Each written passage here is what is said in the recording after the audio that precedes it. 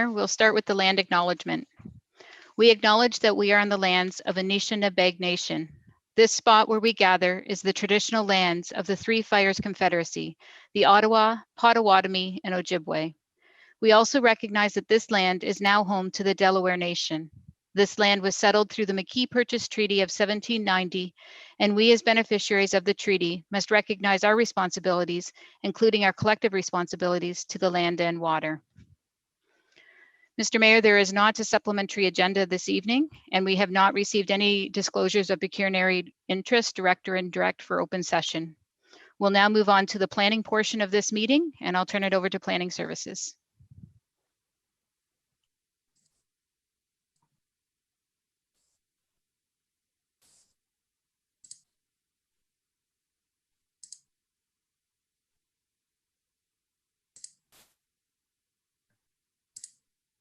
Thank you, Mayor Caniff and Judy.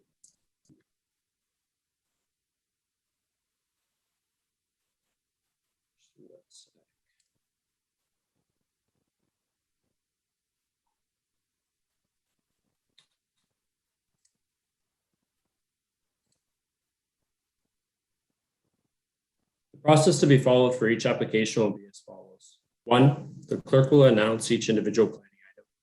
2, the clerk will advise if any written submissions have been received regarding a planning item.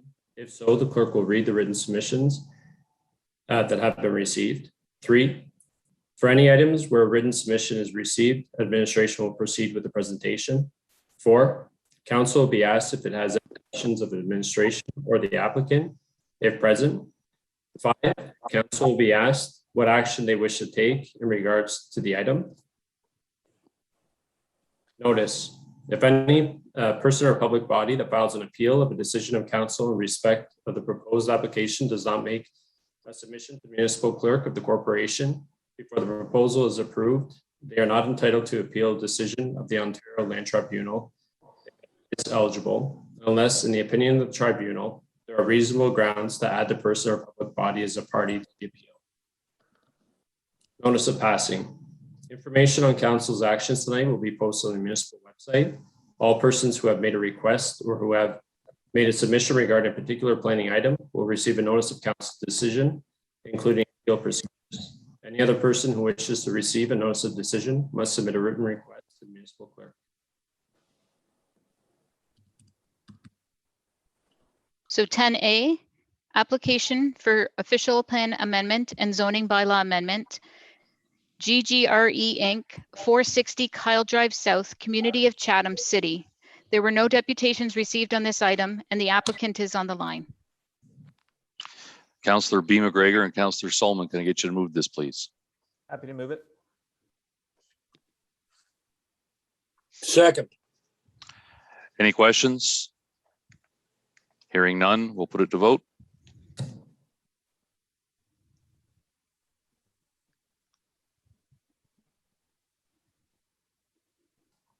All votes are in and motion passes 18-0. 10B, applications for consent and zoning bylaw amendment, Fred and Michelle Niclario, 13700 Talbot Trail, Community of Howard, East Kent. Sorry, no deputations were received on this item and the applicant is not on the line. Councillor Pinsino and Councillor Wright, can I get you to move this, please? Yeah, I'm happy to move it, Your Worship. I second that. Thank you, Mayor. Any questions? Seeing none, we'll put it to vote.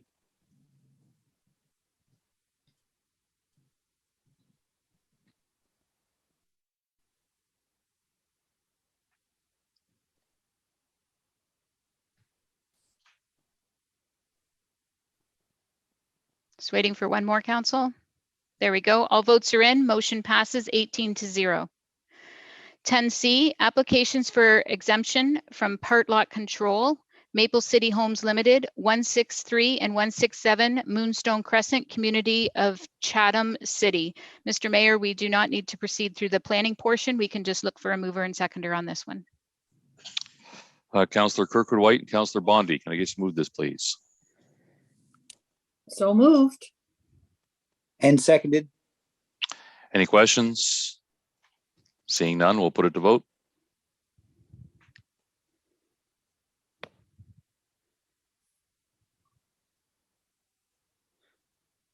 And all votes are in. Motion passes 18-0. Now, Mr. Mayor, we'll move on to the deputations for tonight's council meeting. We have 22 deputations for tonight's 12A report, the Woodlot preservation motion. And the clerk's office will be reading them now. I'd like to thank all submissions. They did very well at keeping it concise, and we expect that we'll be able to get through the deputations in a record time tonight. So with that, we will start. The first one is from Tom Slager, Ward 6. Council members, with the release of the report regarding the Woodlot bylaw, I would like to emphasize a couple of things. The first is that the democracy in the minority position, while respected, should not be dictating policy. The report clearly showed that the majority of the citizens in CK are in favor of some sort of woodlot regulation. The majority grows when you factor in the opposition's attempt to skew the data, as noted in the report and covered in detail in Appendix D. Second, Appendix F detailed the failure of the Natural Heritage Implementation Strategy. It is easy to see that items that are superficial or relate to staffing have been implemented, while items that require actual changes on the ground, monitoring, and a commitment from the council or administration are the ones that have been neglected. I note in particular that item 7, in which a database was to be created, is marked as initiated. 7 years of NHIS and the database, which would be a key driver of information, has only been initiated. This is shameful.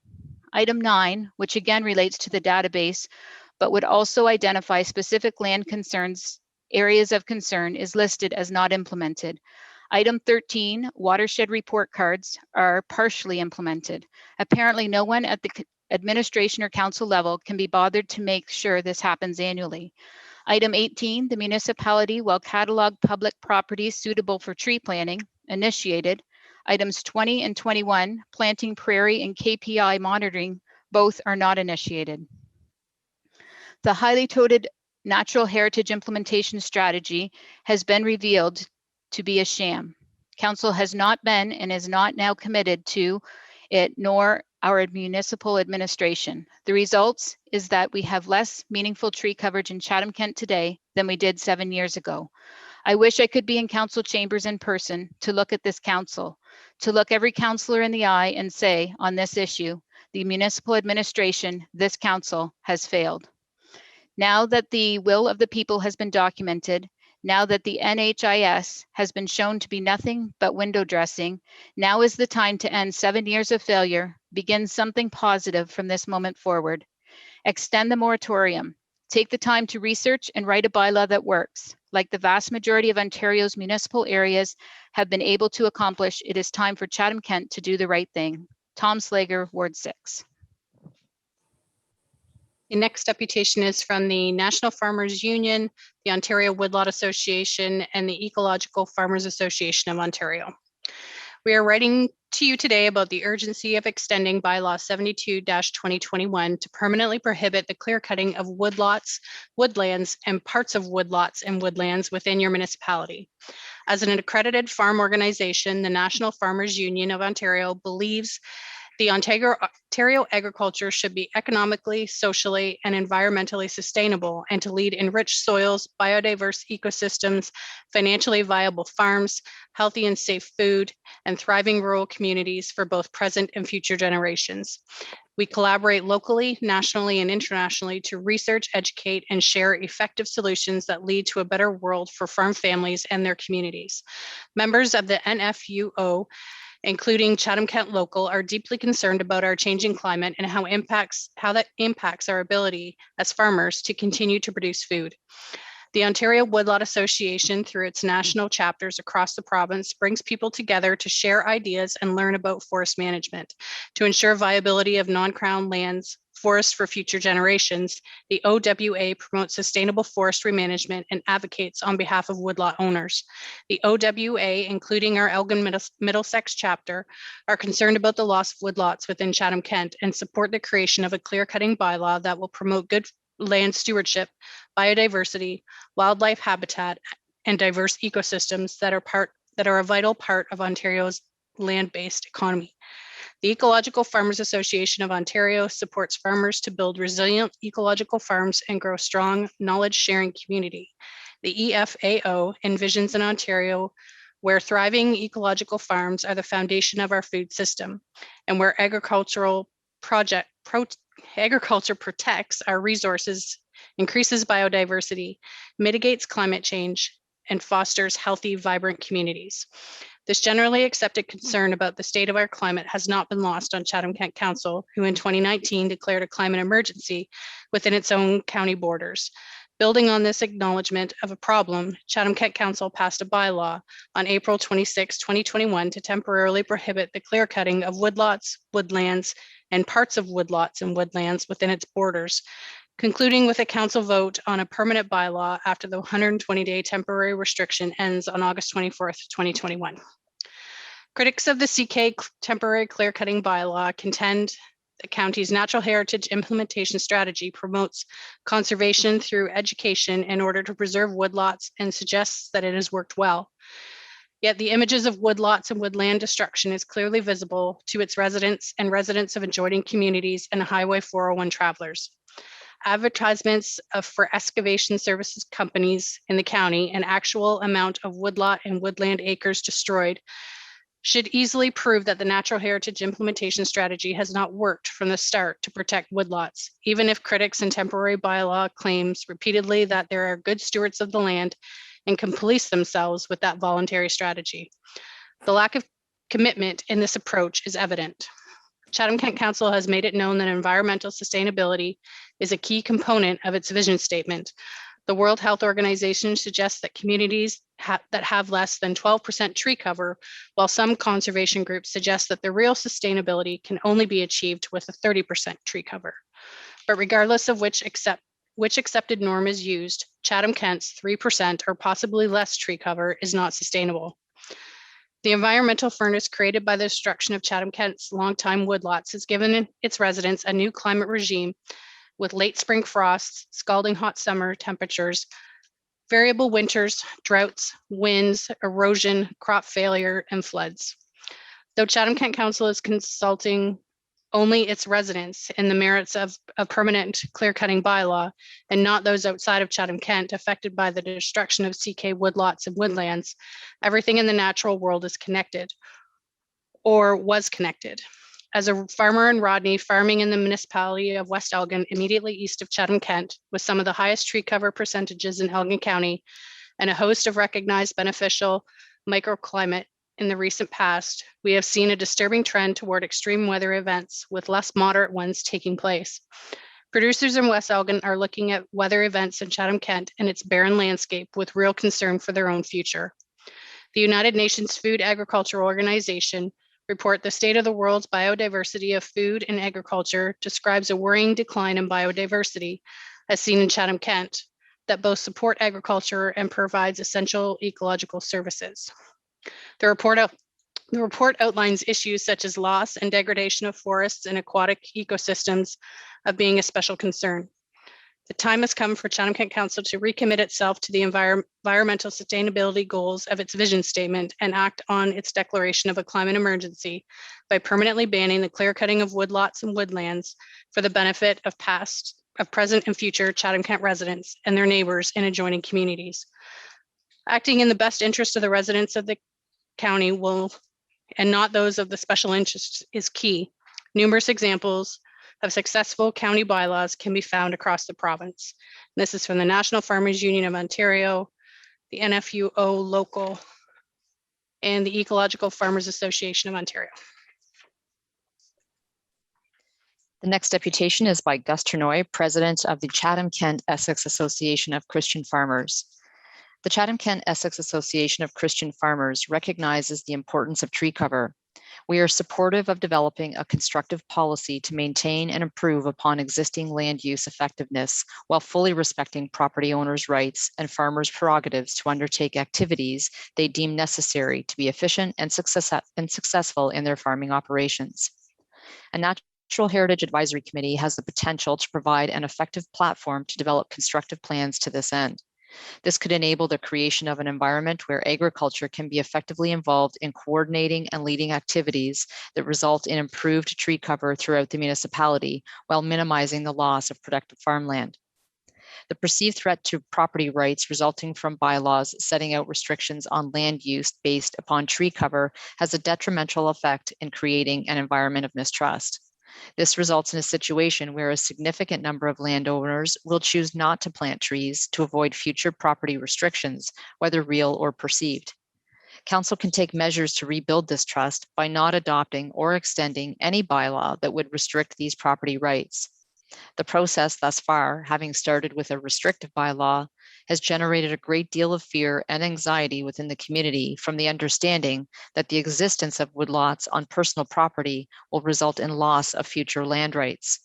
So long as the threat to property rights remains, many of the existing and future woodlots and tree lines are placed at risk. For Chatham-Kent to be successful in protecting our natural environment and our agricultural industry and heritage for future generations, we must endeavor to have a collaborative solution, not a regulatory solution. Gus Trenoy, President of the Chatham-Kent Association of Christian Farmers. The next deputation is from Bill Parks. I would appreciate you circulating the statistics below to our entire council, gathered from our Ontario Ministry of Agriculture and Food and Rural Affairs and United States Department of Agriculture. A, 1 acre of corn that produces an average Chatham-Kent yield, 180 bushels per acre, produces 1 year's oxygen need for 131 people. B, our 166,000 acres, last 5 years average of corn in Chatham-Kent times 131 people, produces enough oxygen for 21,746,000 people, which equals 145% of Ontario's entire personal needs. C, our 166,000 acres of corn also remove 1,328 tons of carbon dioxide from the air. D, corn is a wonderful crop that produces a lot of oxygen for people and removes a lot of carbon dioxide. However, all other crops grown in Chatham-Kent do their share too. I wish I knew the statistics for all crops. As many of our councillors know, corn was a huge part of my 30 years at Pioneer Hybrid Limited Chatham. Bill Parks. The next deputation is from Chris Knight. Mayor and members of council, now that you've had a chance to review the Woodlot survey results and we have gone through the public consultation phase, I urge you to take concrete steps to protect our last remaining woodlots in Chatham-Kent with a strong bylaw. Public support is very evident from the survey results, and you have also heard from numerous farmers who support a bylaw. As an OFA and KFA member, I enjoy many financial benefits as a farmer, most of which are paid for on the taxpayer dime. Chatham-Kent is a community that has already seen the firsthand impacts of climate change with the loss of Erie Shore Drive and the extreme erosion on the Lake Erie shoreline. A strong but fair bylaw, such as the one currently in place, does not impact my ability to sustainably log my woodlot or enjoy it for recreational purposes. With a carbon tax being proposed by a major federal parties, it is only a matter of time before we as landowners will get another check from the government for our contribution to carbon sequestration. It is time Chatham-Kent joined the rest of rural Ontario and show some real leadership on an issue that has dogged this community for decades. Make no mistake, this issue will not go away until it is dealt with properly. Voters will not settle for smoke and mirrors and misguided policies this time around. The last 4 months have seen no clearing of woodlots, which is all the proof you need to know that a bylaw works. Woodlot clearing bylaws work for farmers and communities in all but one other agricultural community in southwestern Ontario. Farmers in those communities are still able to feed both the public and their own families. There is no reason to think that the same can't happen in Chatham-Kent. Chris Knight. The next deputation is by Mike Smith. Mike is an employee of Chatham-Kent, but this evening he writes on behalf of his work related to Relief Chatham-Kent. I am writing today as the founder of the Relief CK group in regards to the temporary clear-cutting bylaw and the discussion around further protections for woodlots within Chatham-Kent. The Relief Chatham-Kent group was founded in the fall of 2019, the same year CK Council declared a climate emergency. Our membership of nearly 1,000 Chatham-Kent citizens has worked tirelessly since our inception to promote planting of native species, protection of habitat, and education around the value that native plants and trees provide to our community. Planting and protecting new forests is one of the core goals of the Relief Group, and we have been very fortunate to have had wonderful support of our efforts from the Lower Thames Valley Conservation Authority, SCRCA, Rotary clubs, horticultural societies, and many other community groups. It has been disheartening to listen to media reports and interact with members of council who indicate they will not be supporting a tree protection bylaw based on the idea that landowners will cease planting trees on private property if a bylaw is enacted. Responsible stewards of the land will always plant trees because they understand the many benefits that will be realized, not just on their own property, but across our community. A threat to stop planting trees from a group that is in favor of clear cutting should not be taken seriously. Regulations are in place across our entire society when their existence generates a public benefit that outweighs private interests that lead to outcomes that are counter to the public good. Safety standards do not stop car makers from manufacturing cars. The building code does not stop houses from being built.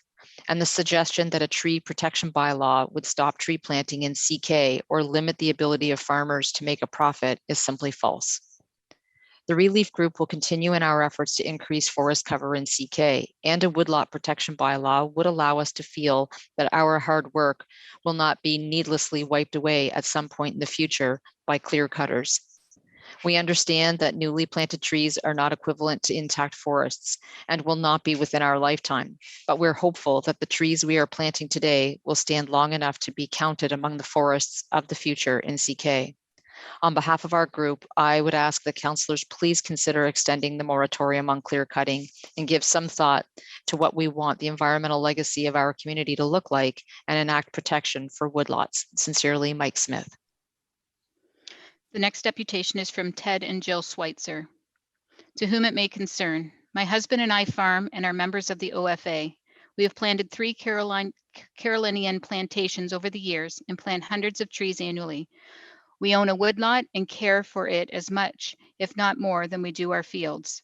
This issue is very important to us. We need to increase our tree coverage. We are embarrassed and horrified that CK is even discussing such a no-brain issue. Thank you, Ted and Jill Schweitzer. The next deputation is from Earl Johnson from the Regenerative Agriculture Land Use Management Farm Group. Realm recognizes this situation has been a challenging one, not only for council, but the whole community. Regardless of misinformation and misrepresentation issues, we feel the truth and understanding of this matter will prevail to how we are going to prevent the continued destruction of forest lands in Chatham-Kent. Realm, along with the National Farmers Union of Ontario and the Ecological Farmers Association of Ontario, the Ontario Woodlot Associations, and members of the Ontario Federation of Agriculture urge this council to recognize the value and necessity of establishing a best practices management program and appropriate forest conservation bylaw. This combination will go far to protecting our woodlands and their importance to the long-term sustainability of agriculture in Chatham-Kent. Realm, with many others in this community, can assure you that we will make every effort to ensure these actions are a success. Thank you, Earl Johnson. The next deputation is by Nancy Hardman. I am writing today as a Chatham citizen in regards to the bylaw. I feel in these days of weather change and disasters, the council would want to control the tree cutting and forest destroying. This is the air you and your family are breathing. Chatham is famous for flooding. As a council member, I think you would want to help control this with the trees and forests help. You wouldn't want to be remembered in history as the council that didn't save Chatham from the Dust Bowl. History has been known to repeat itself. Please make the choice that is right for the future of your family. Nancy Hardman. The next deputation is from Major Robert W. Clark, citizen of Chatham-Kent. The battle over a tree cutting bylaw has been ongoing for several years and has morphed, in my opinion, into the subject bylaw controversy. The destruction of woodlots in CK has escalated over the past several years, and something needs to be done now to ensure this devastation does not continue. The proponents of a bylaw have been developed a strong case highlighting the environmental and economic benefits of maintaining and increasing the tree coverage in Chatham-Kent. The anti-bylaw citizens have hinged their argument on the property rights issue and have supported this position by engaging in misinformation and unscrupulous spending of the facts to influence council and the citizens of Chatham-Kent. Over the past few months, a number of farmers' organizations have lent their support to the subject bylaw and have sent letters to council indicating that a bylaw is necessary to prevent future deforestation in Chatham-Kent. Council and administration need to craft and pass a bylaw that addresses the concerns of the majority of citizens in Chatham-Kent, which is to bring a halt to the deforestation of our community. Thank you for your efforts in this regard. Major Robert W. Clark, citizen of Chatham-Kent. The next deputation is from Denise Shepherd. Council should support the Woodlot preservation bylaw because it is needed so that the municipality can fulfill its environmental responsibility to generations to come. Nature faces severe risks from the twin crisis of climate change and species loss. If action is not taken now to preserve what is left, the crisis turns into a disaster. No one can deny Chatham-Kent suffers from environmental impoverishments.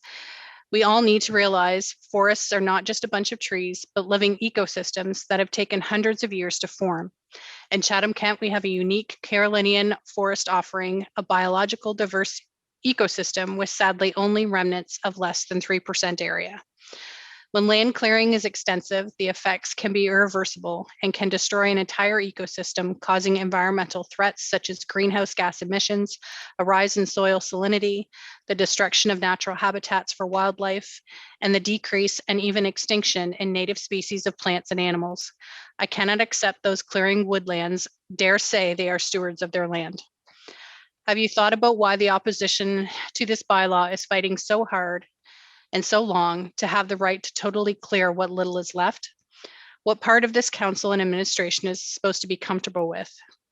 What is needed is conservation of our remaining natural heritage and adopting and implementing measures to protect these unique features throughout our municipality. We have clearly seen this can only be achieved through regulation with a woodlot preservation bylaw. The opposition is not presenting any responsibility or remorse for what they are removing from our earth. Is this issue not much more than landowner rights when we are asking for the right to bulldoze many acres of established forest and money when they have tax programs for farm subsidies and the several incentive programs currently existing for property owners of woodlots? It is about our future on this great planet. And let us make it very, very clear. This is not an issue of property rights. It's an issue of environmental rights. It should be made clear that the bylaw does not interfere with normal farm activities of the landowner. We hear of multiple exaggerated and false stories of what the bylaw is and isn't. The bylaw simply says no person through their own actions or through any other person shall clear cut unless exempt by Section 4. There are multiple acceptable tree removal causes that demonstrate reasonable land stewardship practices. I realize that some landowners on the opposition side are stating they will no longer plant trees if the bylaw is enacted, and some councillors may be seeing this as a serious issue. Any reference to planting trees is not a viable comparison to the decade-old ecosystem of a forest remnant. Tree plantations are not the answer. It is the entire forest ecosystem that store the lion's share of carbon. It is not just trees. Protecting our existing forests, unlike planting new trees, would have an immediate impact on the climate. The science supports that we must do a better job of keeping forests intact over the long term. Thus the proven need for a woodlot preservation bylaw. What part of our local landowners want to play in the future of Ontario? They are the last generation that will see any sustainable area remaining in Chatham-Kent. We have witnessed the wrath of destruction by those that choose to do what they want on their land and remove what little we have left with no regard for the everlasting social and environmental damage they have inflicted. So many reputable national, provincial, and local environmental agencies, associations, First Nations, and woodlot owners associations have submitted well-written letters to council of support of the woodlot preservation bylaw. These letters have communicated the dire situation in Chatham-Kent and the fact-based reasons why this bylaw is the best answer for the good of all. We operated public engagement survey and input sessions have been implemented and the public has spoken. You have heard the multifaceted support for the bylaw, and now we need councillors and municipal staff to accept the obligation to protect our precious natural remnants left standing. I realize council is faced with the challenge of balancing many different stakeholder interests and priorities in this decision-making, but the municipal planning process cannot offer protection to these significant natural heritage areas without management direction. Environmental sustainability is a goal in the CK Plan 2035 will only be achieved by a yes vote to the woodland preservation bylaw. A yes vote by council will reflect that they understand the complexity and diversity and sustainability, and will send a strong message of commitment to a better Chatham-Kent for generations to come. Denise Shepherd. The next deputation is by Ben Kustas. And Ben, I hope I've pronounced your name correctly. My name is Ben Kustas, and I am a young farmer in Chatham-Kent that is concerned for the protection of our woodlots. I strongly support a best practices management program, as well as a forest conservation bylaw. Being a graduate of the agriculture program at Ridgetown College and a graduate of the forestry technician program at Algonquin College, I can confirm that forest cover is beneficial to agriculture and to the community. I want to help protect our community and prevent the continued destruction of forest in Chatham-Kent. Thank you, Ben Kustas.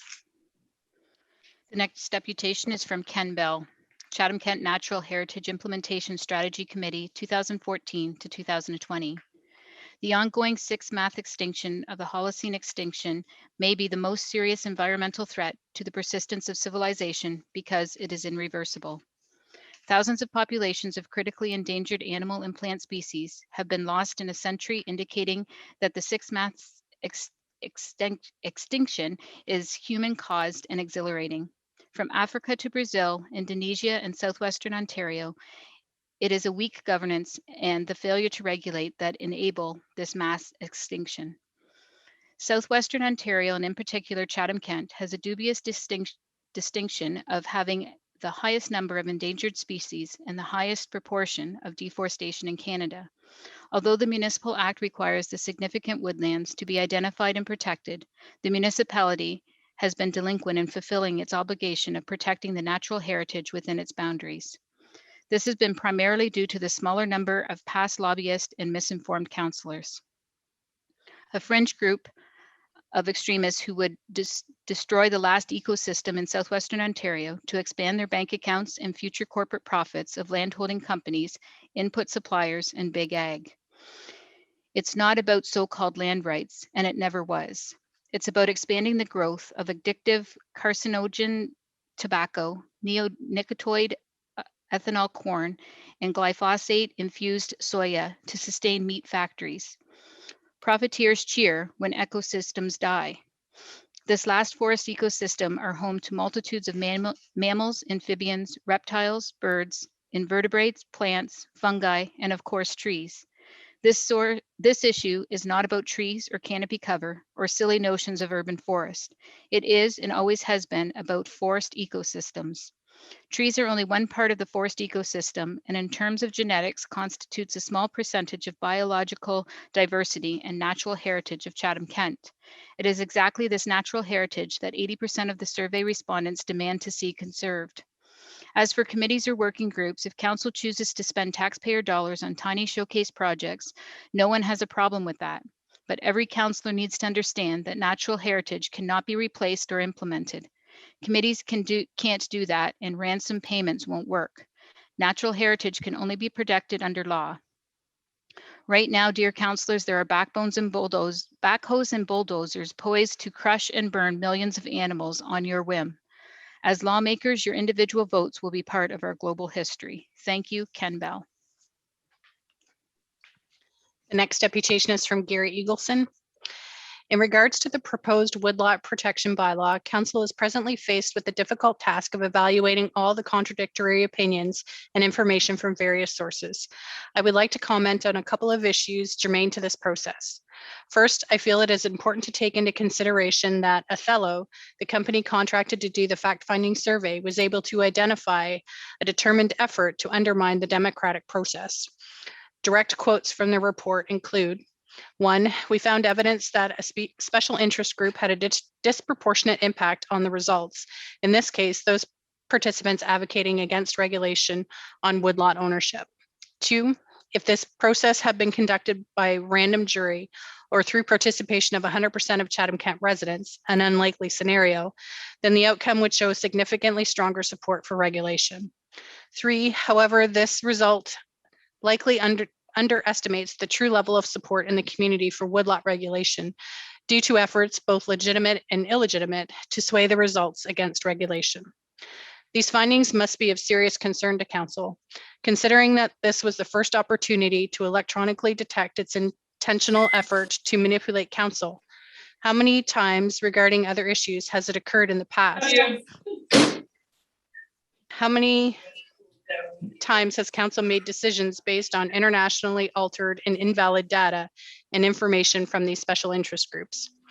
Secondly, there have been reports that a few anti-bylaw landowners have reported that if a woodlot protection bylaw passes, that they would not plant any more trees. Tell that to the farmers in the Canadian prairies and note their response. As reported, they are well aware that the climate change induced destruction of agriculture and environment in general across Canada can most effectively be combated through enhanced tree cover, which they are vigorously attempting to address. As both evident and common sense, the first casualty of adverse weather, regardless of soil quality, is agriculture. Do they really believe that CK is immune to what has just happened to agriculture across the prairies and beyond? Council must demonstrate to the citizens of CK that they will not tolerate attempts to manipulate by being fed intentionally altered and false information from certain special interest groups. In addition, an attempt to intimidate through threats from members of the same group is obviously a sign of desperation and should be considered as an insult to the integrity of individual councillors as well as to the democratic process of council. Gary Eagleson. The next deputation is by the Kent Federation of Agriculture. Mayor Caniff and members of council, my name is Ron Faubert, executive member and chair of the Woodlot Bylaw Review Committee for the Kent Federation of Agriculture. For 15 years, I was employed as the program representative for Ontario Soil and Crop Improvement Association, OSCIA, as Chatham-Kent's administrator for environmental programs. The KFA fully supports recommendation number 1 in the Woodlot report to council. The KFA does not support recommendation number 2 regarding the extension of the bylaw. While working with OSCIA, I administered multiple government-funded environmental programs under the Growing Forward Environmental and Climate Change Program umbrella. The Chatham-Kent Natural Heritage Implementation Strategy was modeled after these hugely successful programs. Those programs were successful because of the simple program directive. 1, it was voluntary. 2, it contained education components. 3, incentive funding. In all cases, farmers voluntarily committed arable land to accommodate environmental projects. Information published by the LTBCA, Chatham-Kent, and program partners document many environmental success stories. From 2014 to 2021, 906 acres of new trees have been planted. 500 acres of new prairie has been established, with 235.2 acres of wetland created.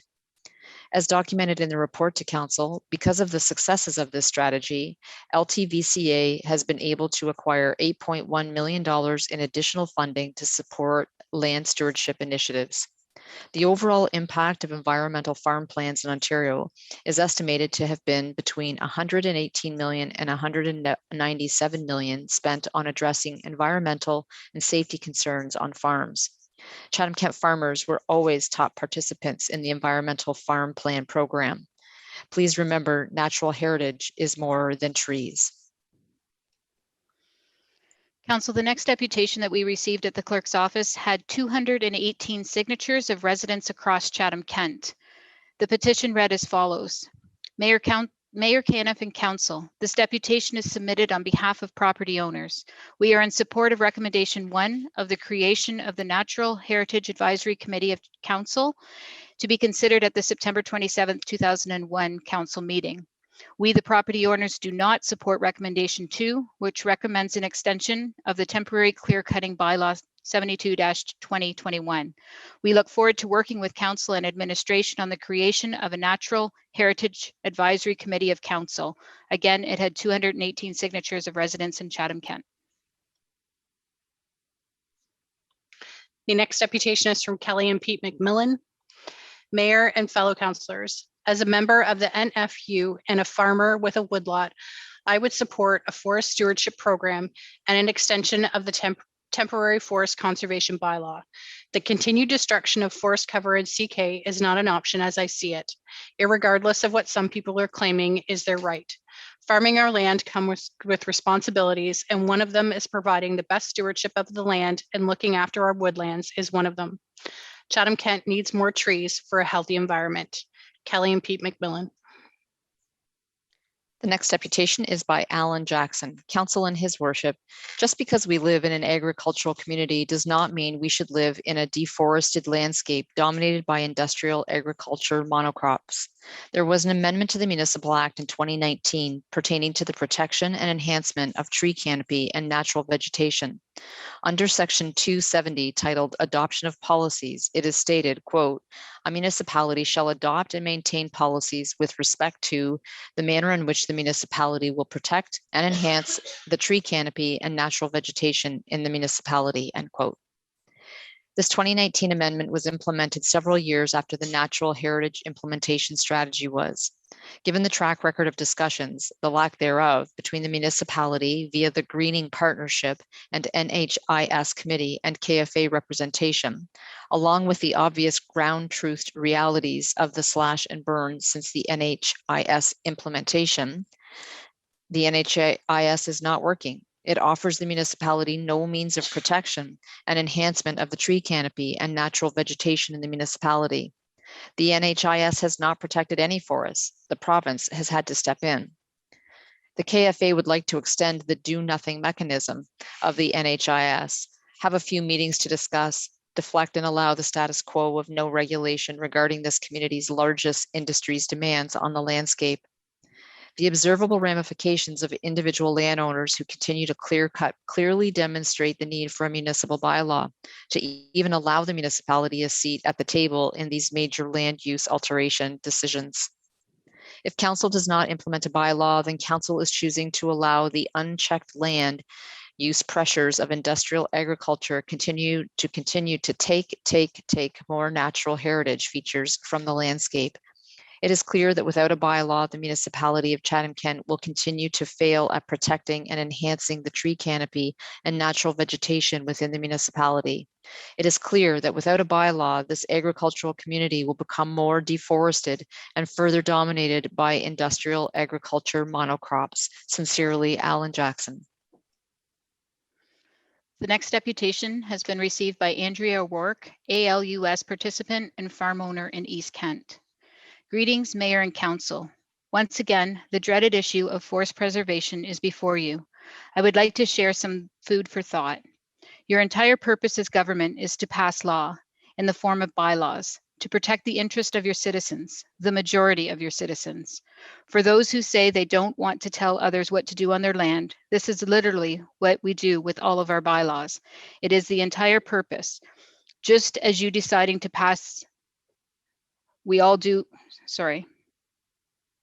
just as you deciding which to pass is yours, which others do you think we wouldn't have? Why is there extra concern when it comes to a bylaw that would keep our last few % of established forest standing? We are surrounded with all but one other farming municipality who already do this. Perhaps it is who in particular is affected that you know want to clear in the future.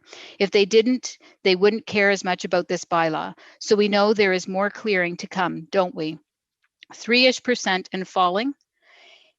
Is that okay with you as long as it means you didn't tell them what to do? Also, if this is an ag issue, why is there no concern for farmers who want forest preservation and live among the effects of their neighbor's choice to clear, plus have no security for the future of their own forest that they have kept for generations?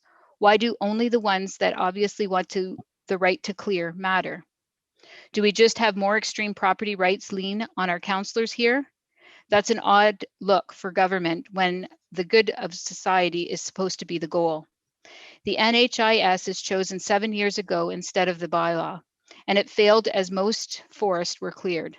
We can't afford to make this mistake again when all we have is a little left. Some say we can improve the NHIS. Well, can your incentives compete with what cleared land makes versus bush? Not even close. Market forces support deforestation as if more profit is the goal. The choice will always be clearing. Do we care for what's best for our municipality, or do we not want to limit the profit of business? Remember, other municipalities choose long ago and are also ag dominant and thriving. Regulation is the only answer, but we could at least soften the blow to our farmers with incentives. Those who weren't going to clear anyway are rewarded for the generations of good stewardship, and those who are going to clear can't, but at least get something to boost their profits when some potential is taken away. The fact is, you have the data you need before you in the survey that clearly shows the majority want forest preservation, and not only that, but the majority want preservation to happen in the form of a bylaw, since this was a separate question. So I repeat, a no vote for a bylaw specifically, even in favor of voluntary measures, is a vote against your majority in the democracy of Chatham-Kent, in favor of individual property rights that are mostly for already successful businesses to make more. I can see it as clear as looking across the last field that used to be a forest. Please stand on the right side of history for your municipality. Thank you for your time and consideration, Andrea O'Rourke.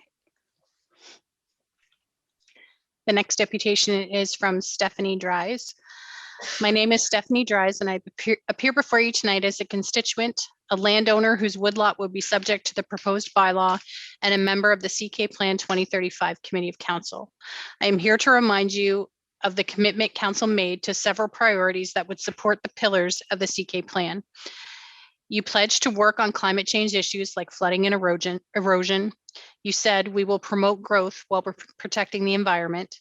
You said we will implement strategies to help everyone become stewards and adapt to a changing climate. You promised to act today for a better tomorrow. In principle, you broadly supported these goals. My question to you tonight is, do you support them in practice? A bylaw would protect CK woodlots from clear cutting is your chance to act today for a better tomorrow. It is your opportunity to think global and act local. It is your duty to follow through on ideas you said you'd support on all of our behalf with legislation that will ensure CK stops losing hectares of its natural heritage forever. There is a time perhaps in your political memory where voting on the side of environmental sustainability felt risky, fringy, uncomfortably out there. I want to welcome you to 2021, where CK is riding into its third year of climate emergency, one you declared unanimously.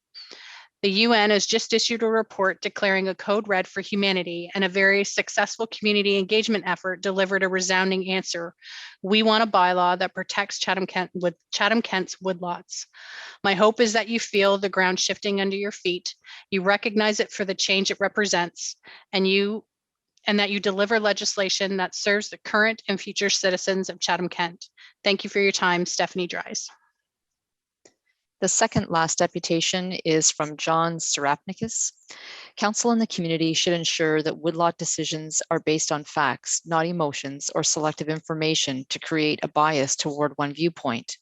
In 2 minutes, I can only mention a few important realities. CK's proposed woodlot bylaw or temporary extension is only the first step towards the county's intention to go to 10% canopy cover. The county historically only had 65% tree cover, much of it wetland and savanna with 12% true forest cover. Block all the deep drainage canals in the county and see how many trees can grow in saturated soil or water.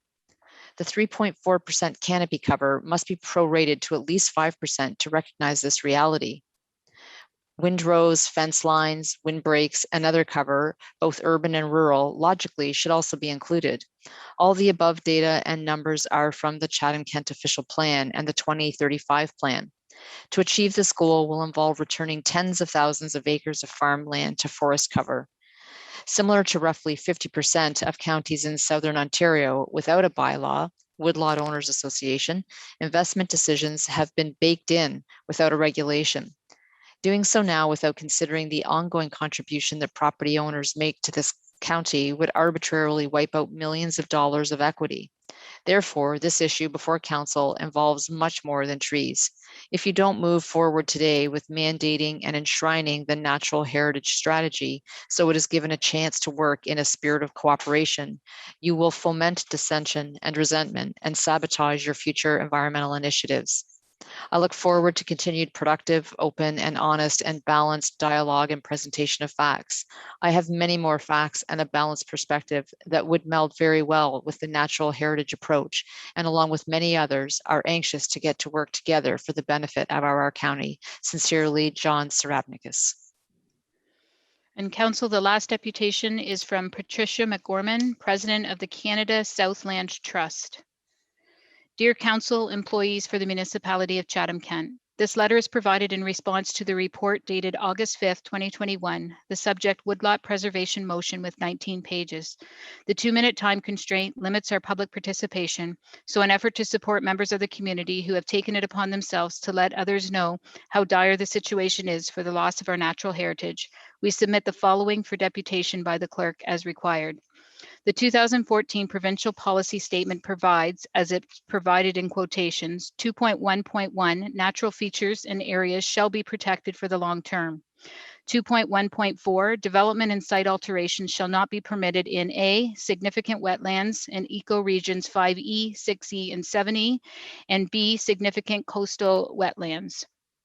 2.15 development and site alterations shall not be permitted in A, significant wetlands in the Canadian Shield north of ecoregions 5E, 6E, and 7E. B, significant woodlands for ecoregions 6E and 7E, excluding islands in Lake Huron and the St. Mary's River. C, significant valley lands in ecoregions 6E and 7E, including islands in Lake Huron and St. Mary's River. D, significant wildlife habitat. E, significant areas of natural and scientific interest, and F, coastal wetlands in ecoregions 5E, 6E, and 7E that are not subject to policy 2.1.4b, unless it has been demonstrated that there will be no negative impacts on the natural features of the ecological functions. 2.1.6 development and site alterations shall not be permitted in a fish habitat except in accordance with provincial and federal requirements. 2.1.7 development and site alterations shall not be permitted in habitat of endangered species and threatened species except in accordance with the provincial and federal requirements. The Ontario Provincial Policy Statement 2020 provides 2.1.1 natural features and areas shall be protected for the long term. 2.1.4 development and site alterations shall not be permitted in A, significant wetlands in ecoregions 5E, 6E, and 7E1, and significant coastal wetlands. 2.1.5 development and site alterations shall not be permitted in A, significant wetlands in the Canadian Shield north of ecoregions 5E, 6E, and 7E1. B, significant woodlands in ecoregions 6E and 7E, excluding islands in Lake Huron and the St. Mary's River. C, significant valley lines in ecoregions 6E and 7E, excluding islands in Lake Huron and St. Mary's River. D, significant wildlife habitat and significant areas of natural and scientific interest. And F, coastal wetlands in ecoregions 5E, 6E, 7E1 that are not subject to policy.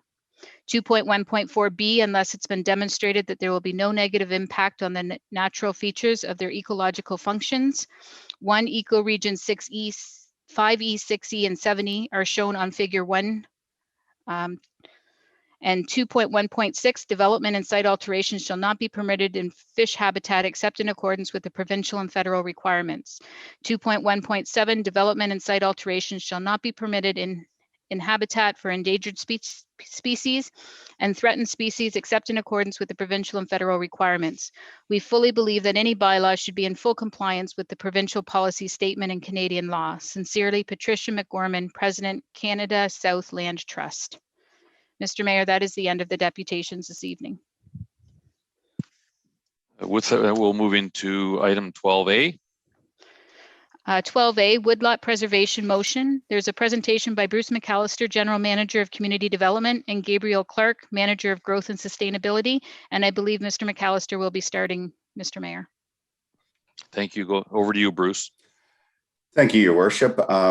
I just quickly wanted to, for the benefit of the rest of council and the public, just to identify a few other folks who are on the line to maybe answer questions if necessary that have supported this process along as well. So as mentioned, we have Gabriel Clark, Manager of Growth and Sustainability with Planning Services here at the municipality. We've got Mark Peacock, Randall Van Wagner, Greg Van Avery, all from the Lower Thames Conservation Authority. John Richardson, CEO from Othello, who helped us with the survey. And we also have Paul Asina, our Director of Building Development Services. Paul has been the one that's been dealing with interpretation and enforcement of the current bylaw that's in place. And then Dave Taylor from our Director of Legal Services. And of course, we have the rest of our executive management team on the call as well that may be of assistance in the conversation as well. So with that, I'm going to turn it over to Gabriel Clark. He's going to walk through a short presentation just to kind of give a summary of what was all contained in the report for everyone. Gabriel.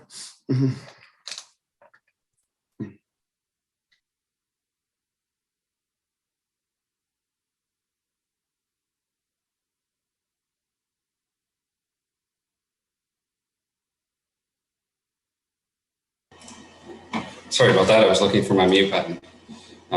Just going to pull my presentation. Can everybody see what I've got on my screen here? Yes, we can, Gabriel. Perfect. Thank you so much, Judy. So thank you, Mr. McAllister, and your worship, members of the public and council. We're here today to report back on the results of the public engagement process that was completed in response to council's motion. So you will recall that on April 26, 2021, council passed a motion that contained the following 6 directions that are listed on the screen, including the launching of a full public consultation process. In response, administration developed and launched a community engagement process that involved the following 4 elements. The first element included an information report that was provided to council on June 14th that outlined the engagement process. The second element included the development and launching of an online engagement platform using Othello that was open to the public between June 14th and July 9th of this year. The third element involved hosting a virtual Zoom-style town hall meeting on June 29th using professional third-party facilitation, required pre-registration, and then included 65 participants. The fourth element included a communications and awareness campaign that involved the municipality sending 2,800 letters to identified woodlot owners, ads in all 9 local newspapers, a social media ad campaign that was managed by our partners at Othello, a radio ad campaign, radio interviews, and a press release as well. Just a little bit about the Othello survey. So in terms of the survey, the design of the survey was built around 3 main elements. The first included a series of questions on the community's values and priorities with regards to the issue at hand. The second element included a question built around a number of possible instruments that were organized around or along a spectrum or continuum of potential options. The third element included a series of more detailed questions that would need to be considered if a particular course of action were decided upon. With regards to participation, over the course of the engagement period, Othello recorded over 2,800 registered visitors. There were over 1,500 survey submissions, and over 3,500 comments were received by the public during the 4-week period that the survey was live. The following few slides provides a quick overview of the first 2 sets of questions that were included in the survey. So the first question focused on the general concept of woodlot preservation. And when presented with this statement listed above, just under 80% of respondents indicated that they were in support of the concept of woodlot preservation in Chatham-Kent. Just under 15% of participants responded in opposition, and about 6% of participants expressed a neutral stance on the issue or on the question. The next question that was included in the survey focused on property rights. When presented with the statement listed above, approximately 63% of participants responded in support of the statement. Approximately 31% of participants responded in opposition, and approximately 6% expressed a neutral stand on the question. The third question focused on the issue of taxation. On this, approximately 44% of participants indicated a willingness to pay more in taxes to preserve woodlots. Approximately 39% of participants responded in opposition to the statement, and approximately 17% expressed a neutral stance on the issue. The fourth question, and the final one that will be highlighted in this presentation, focused on gauging support for a variety of instruments that could potentially be considered to support woodlot preservation by the municipality. On this, approximately 11% of participants responded that the municipality should take no additional action to preserve woodlots. The remaining number of participants expressed support for a variety of measures spanning the education, incentive, and regulation spectrum. The remainder of the survey focused on the more detailed questions that are summarized in Appendix B of the report to Council. As mentioned just previously, there were over 3,500 comments that were received through the engagement process. And notwithstanding the fact that more detailed analysis of this body of evidence is warranted, a cursory assessment revealed a number of noteworthy comments, which are listed on this slide and expanded upon in the main report. These included allegations of fraudulent participation, and given the seriousness of this allegation, administration did proceed to direct Othello to complete a supplementary security report, which is attached as Appendix B to the main council report, and it will be further touched on in the following slide. There are also comments regarding survey bias, legitimacy of non-woodlot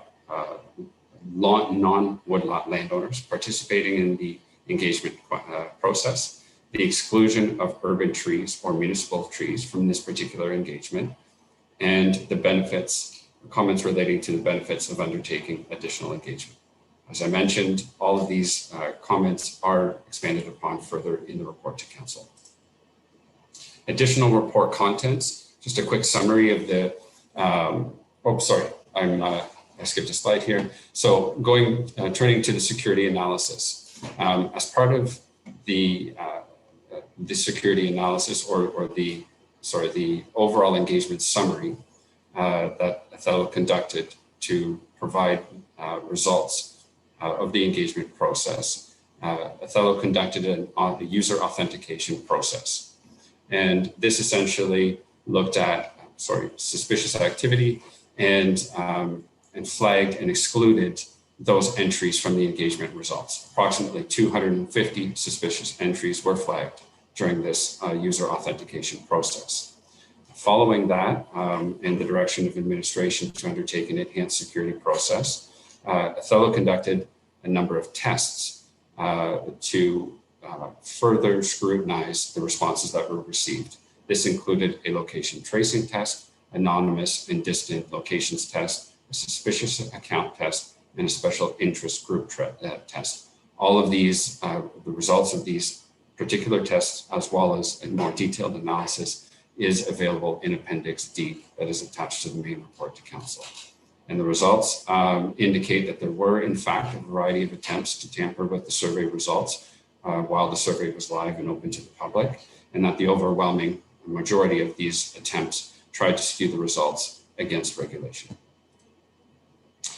There we go. There's my slide on the additional report context. So in addition to the content mentioned previously, there is in the report, there's a section on that outlines existing woodlot incentives, such as the MIF-TIP, which is Managed Forestry Tax Incentive Program, the Conservation Lands Tax Incentive Program, which are administered by the province, the Farm Forestry Exemption, which is administered by MPAC, and the ALICE program, which is administered by the Lower Thames Valley Conservation Authority. There's also some text on the provincial policy context with regards to regulations on woodlot management, and a best management practices review that was completed on Council's direction. Also included in the main body of the report is a 2014 Natural Heritage Implementation Strategy Status Report that reports on the implementation of the existing 2014 NHIS. So in terms of next steps, the report outlines that the natural heritage mapping component is on the docket for completion by the fall of 2021. And this will include a tree canopy and natural cover change assessment for the years of 2010, 2015, and 2020. And this will help measure the on-the-ground impact of the 2014 Natural Heritage Implementation Strategy. This project is being led by the LTVCA. In terms of recommendations, as listed in more detail in the report, we have two recommendations coming from administration for council's consideration today. The first is the creation of a Natural Heritage Advisory Committee of Council. The terms of reference, if moving forward, or if approved by council, would be prepared for the September 27th, 2021 council meeting. The second recommendation is an amendment to the existing temporary clear-cutting bylaw, which would see it extended to December 14th, 2021. So with that, I will end my presentation, and myself and anybody else on the phone or on the call today will be happy to answer any questions. Thank you. Prior to opening it for questions, I'll ask Councillor Hall and Councillor Crew to put the motion on the floor, please. Yeah, thank you, Mayor Kenneth. I'd be happy to move the staff recommendations that one, administration prepare terms of reference for the creation of a Natural Heritage Advisory Committee of Council to be considered at the September 27th, 2021 council meeting, and two, the subsection 7.3 of temporary clear-cutting bylaw 72-2021 be deleted and amended to read that the bylaw shall automatically expire on December 14th, 2021 at 11:59 p.m. And Councillor Crew? Yes, I'll second that. Okay, Councillor Hall, the floor is yours. Thank you, Mayor Caniff. First of all, I'd like to acknowledge and thank the community for taking part in the public engagement process, and to those that provided deputations tonight, stemming from the motion that was approved by council back in the spring. As I mentioned then, the passion from the community on this topic was evident, and that certainly rings true today, and it has been proven over the last few months. Second, I'd like to thank administration for their work, for the report that's before us this evening, and for following the direction from the motion in the spring. So I believe the recommendations that are now on the floor is the best way forward at this time, and is the most responsible action council can take as we continue moving forward with the community and with staff in this process.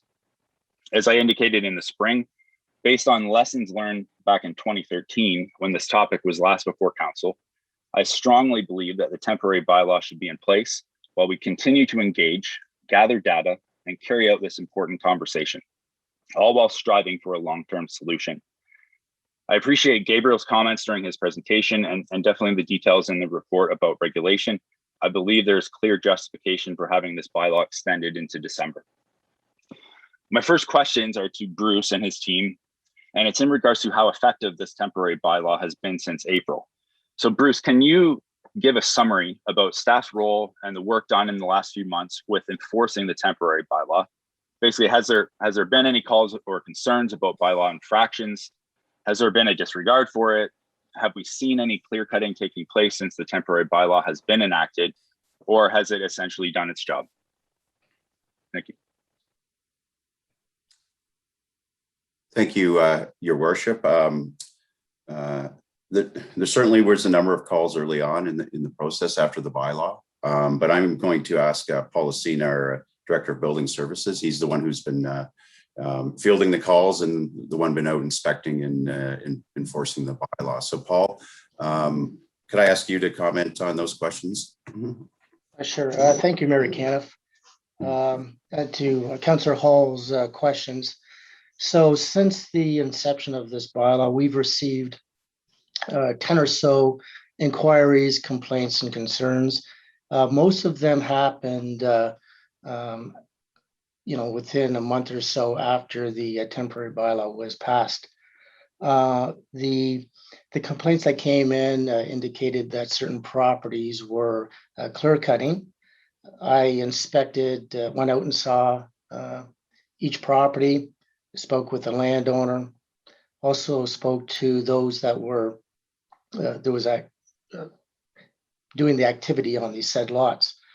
The from my investigations, most of the issues or what I saw was not clear cutting.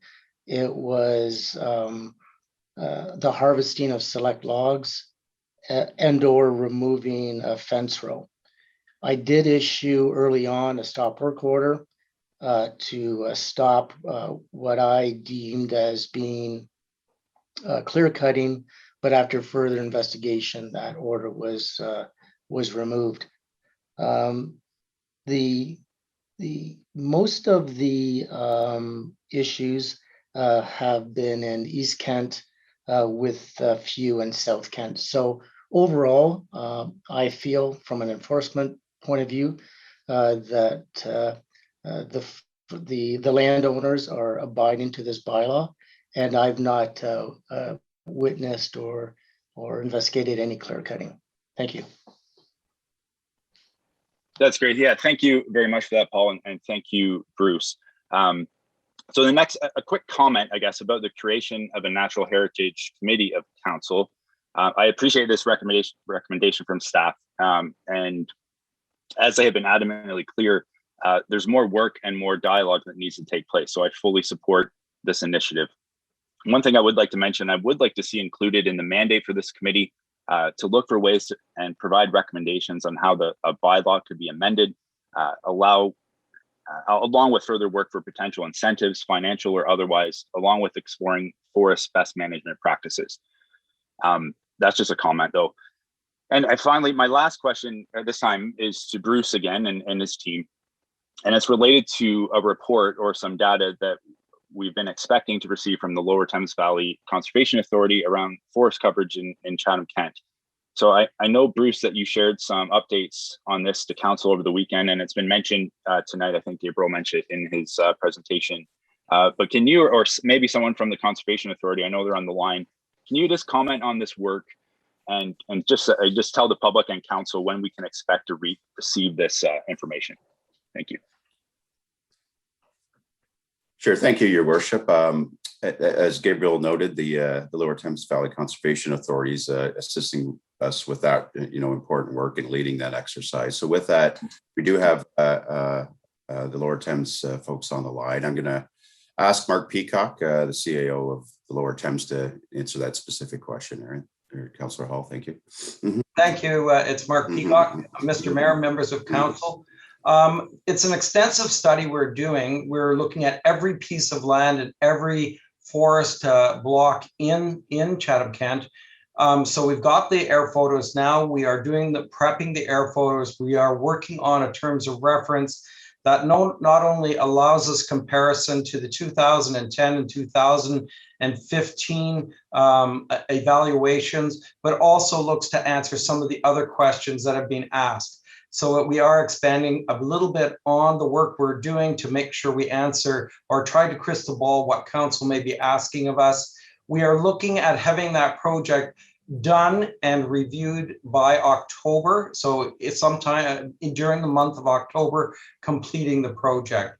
That is not only the mapping of it, but also the checking and rechecking of that to make sure that we have accurate information to provide council the basis for decision making. That's great. That's very valuable information. And thank you, Mark, for that, for those comments. And thank you, Bruce. So those are all my comments and questions at this time.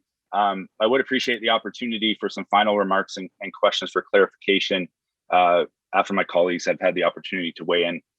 Thank you, Mayor Kenneth. Councillor Crew, did you want to make any comments? No, none at this time, Mayor Kenneth. Okay. All right. Looking for other questions. Councillor Latimer.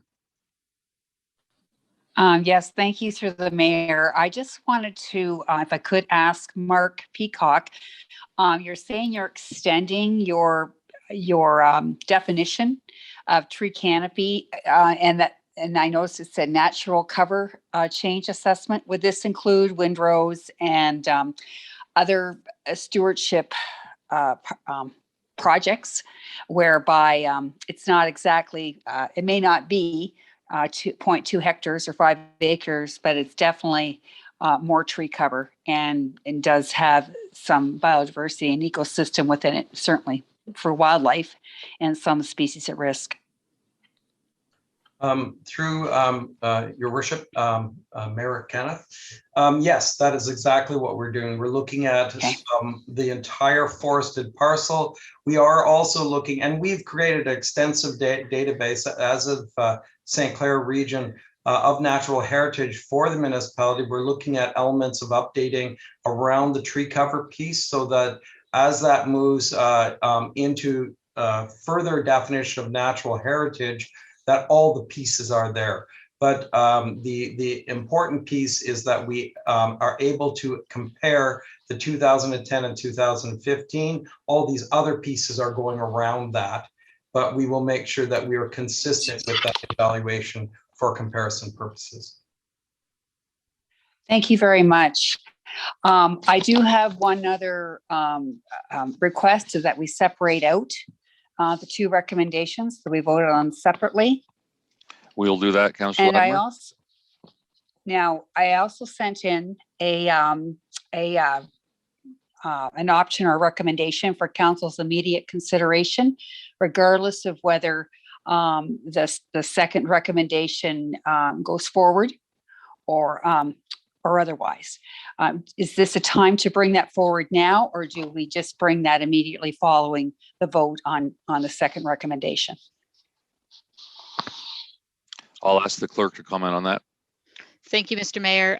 Yes, we already have the two motions on the floor, so we can definitely separate those out. And then after these motions have been voted on, you can bring your third motion up, Councillor Latimer. Thank you, Judy. Thank you. Okay, Councillor Finn, followed by Councillor Kirkwood-White. Thank you, Your Worship. Some of my questions have already been answered, but I was asked as to why with the Natural Heritage Strategy Committee, they had the 29 recommendations. Why were 7 not even initiated over the past 6 years? If somebody could answer that.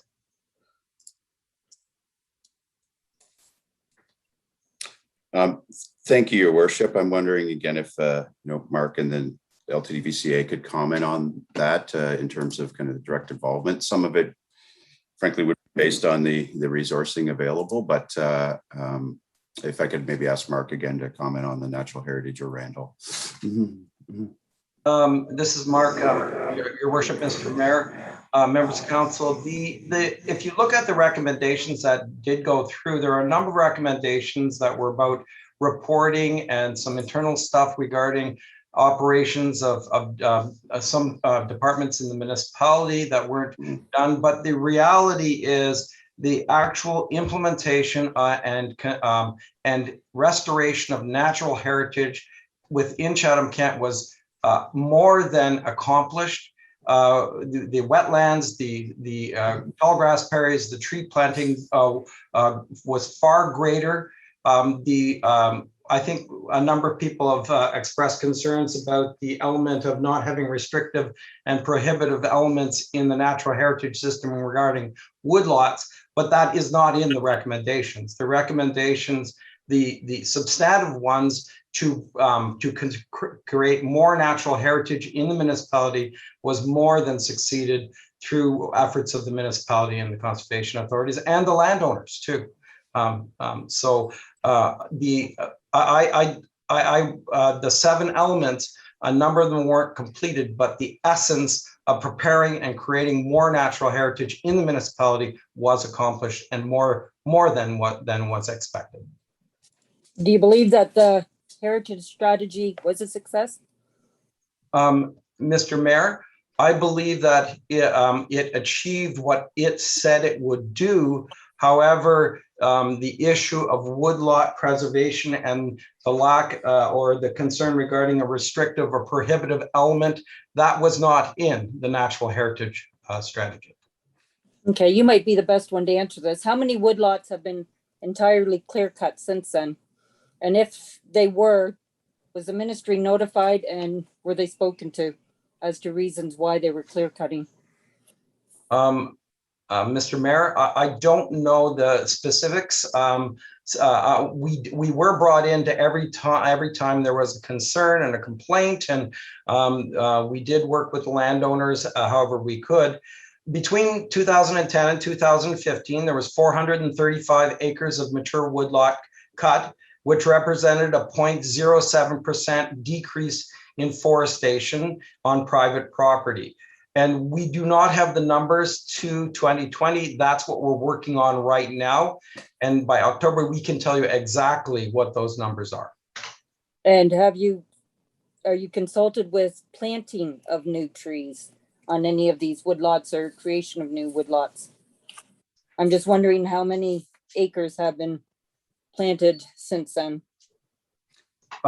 Mr. Mayor, there have been many hundreds of acres more planted than were removed. However, they are planted woodlots, not mature. They're planted sites, not mature woodlots. But there are many hundreds of acres more planted than were removed. Okay. And one last, I believe Bruce might be able to answer this one. I know you sent out the list of municipally owned woodlots. Can you tell us how many of those were donated to the city and how many did we purchase? Thank you, Your Worship. I don't actually have the answer to that. I know some of them have been in municipal ownership for quite some time. I might defer to Thomas Kelly, our General Manager of Infrastructure and Engineering Services, to see if he might have a better idea when we kind of receive these woodlots. Mm-hmm. Thank you, Mr. Mayor. I'm sorry, I do not have that information. I can certainly find out and get back to council. As Bruce mentions, some of those have been around for quite some time and well before my time. So I really need to do further investigation on that question. And with that, who maintains them? Like, I would presume somebody has to go in, make sure that the ground cover is kept healthy and any down trees and that be cleaned up. Who looks after that? Thank you, Mr. Mayor. So that would be the Infrastructure and Engineering Services team would take care of those woodlots at this time. Okay, that's all. Thank you. Councillor Kirkwood-White. Thank you very much, Your Worship. There are others on council who will be much more knowledgeable and eloquent than I am on the subject before us tonight. But there are some constituents who are expecting me to say something about it. As many of you know, I spent over 40 years of my working life in the nonprofit sector, attempting to address social issues related to mental health, addictions, poverty reduction, hunger, and homelessness. So my knowledge of roads and bridges and drainage ditches and agricultural and environmental matters has been quite limited.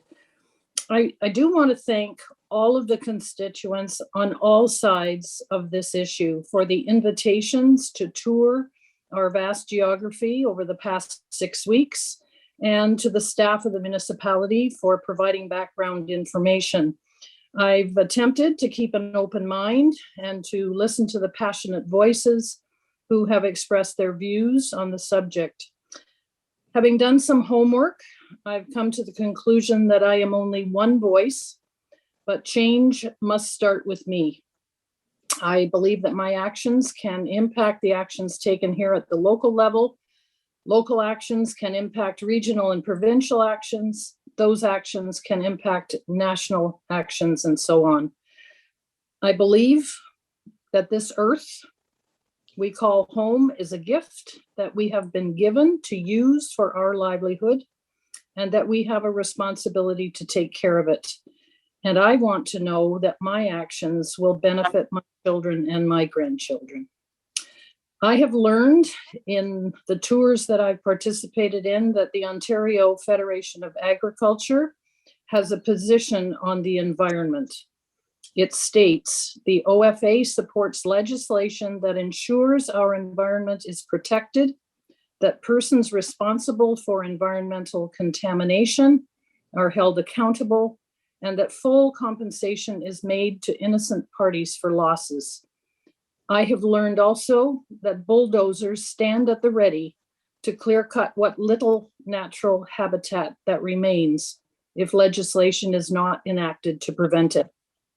I will be supporting tonight's motion to appoint an advisory committee and to extend the moratorium on clear cutting, with the understanding that the terms of reference for the new advisory committee will include representation from those individuals who were involved in the development of the 2014 Natural Heritage Implementation Strategy, and who can provide us with an explanation, a full explanation of why some of the recommendations were not implemented. And it will also be important to add others to the team who can offer their input on innovative ways that we can ensure through appropriate regulations that good stewardship of the land is achieved. The recommendations before us this evening give us a little more time to gather more information and to hear from those who have already and recently stepped forward to the plate to offer their input and expertise. We need this time to hear them out. Thank you. Councillor McGrail, followed by Councillor OJ.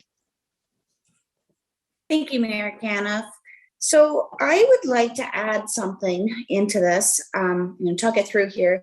As I was reading the report and I got to the section of the Ontario Municipal Act, it tells us what a municipality can do, but it also tells us what a municipality cannot regulate. And I think as a municipality, as we work through this, is that we really need to look at who we can't right now regulate, and maybe bring those recommendations to the province to help alleviate and make a really good solution. Because right now we're only going after one industry, and there's many industries that are clear cutting, and we're only touching one. And because of this municipal act, we can only go after certain industries. So I think as we go through this process, we should also look at the provincial and then give our thoughts and our references to the province. Aaron, would you mind adding that in, or do we need to add that into the motion? Or are you okay with adding it into the Madam Clerk, can I get you to comment on that, please? So thank you, Mr. Mayor, and Councillor McGrail. It really doesn't fall within the context of the two motions. It would have to be an additional, and we could treat it the same as what we recommended to Councillor Latimer as a motion afterwards, because right now you're just asking for terms of reference. It could also mean that it could be something that the committee considers when they come back, but I don't think that they would fit within the two motions that are on the floor at this time. Okay, fair enough. Thank you. Councillor Oche, followed by Councillor Thompson. Thank you, Your Worship. First, I'd like to thank all the landowners of the woodlots for keeping them well maintained through the years, the ones that have. And then secondly, I guess I have a couple questions lower to the lower Thames. You said that we planted a lot more trees than what were cut down from 2010 to 2015, I believe. Is that correct? Yes, Mr. Mayor. Okay, so would you say in this study that we actually have more tree canopy than we did before? Mr. Mayor, seedlings planted are usually less than a foot tall, and will take many years to create canopy. So the trees that we plant are long-term potential canopy, but the actual canopy has been reduced because of the reduction of woodlots in the municipality. Okay, thank you very much. So, sorry, through your worship. So, like 40 years from now, if I'm still around, I'll see more tree canopy than what was here in 2010. Mr. Mayor, that is correct. And as we continue planting approximately 100 acres a year of trees, we are going to continue that legacy of growth, but it will take some time to create. Correct. Okay. All right. Thank you very much for that. How many, if I can ask on, and this would be to Chatham-Kent, sorry, to Gord, on 10 acres of property, approximately how much taxes, property taxes you get off of that.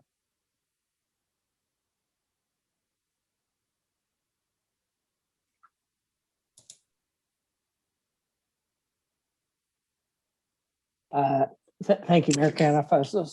So you're saying on 10 acres of agricultural land? Correct. Or woodlots if they have not applied for the 0%. So of course, same as house prices, we have a wide variety of assessments of farmland based on their selling prices, which are usually based on the productivity of the farmland.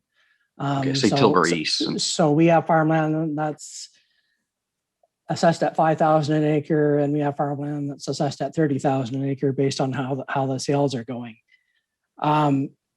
So there is just a huge variety, I guess, across the entire municipality. On average, I would say it's around for 10 acres of farmland, around $500 or $600 of property taxes that are being paid on a 10 acre of a quality farmland. Okay, so see, this is part of the problem. I guess I have, we're talking about compensation of taxes. So if somebody's making $5,000 on 10 acres of land, we're offering them no tax on $400 or $500. Okay. I guess the other thing I would like to know, and this would be back to the Lower Thames. Do you know how many woodlots are for sale in Chatham-Kent right now? Mr. Mayor, no, we do not know. Okay. Well, I know there's one right out here bordering Jeanette's Creek on Sinclair. And this is where another thing that upsets me about this whole thing is most property owners paid $3,000 to $5,000 an acre. You're going to get maybe $400 it could be up, it could be down on taxes. I know this one's for sale right now. I'm just wondering how many people who do not have land but are saying, yes, we need to save the trees, which I agree as well. And I'd be more than happy to pay extra for that. I'm just wondering if, and I know you can't answer this because this is a kind of a hypothetical question, how many people have put in a bid to purchase this particular woodlot. And I know there's another one with farm acreage on it as well in Chatham-Kent, which would be great if someone purchased that, because then they could add more trees to that farm acre, which I know will take 50 years or more, like you said earlier. But I am willing to pay more money to save these bush lots, and I'm hoping everyone that votes for this on Chatham-Kent would be as well.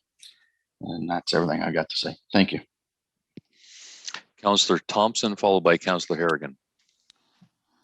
Thank you very much, Mr. Mayor. I've had a chance to listen in to a lot of different conversations over the last days and weeks. I've had a chance to visit a lot of different woodlots and farm acreages as well. And it's been a supremely frustrating experience, I think, for most everybody on both sides of the issue.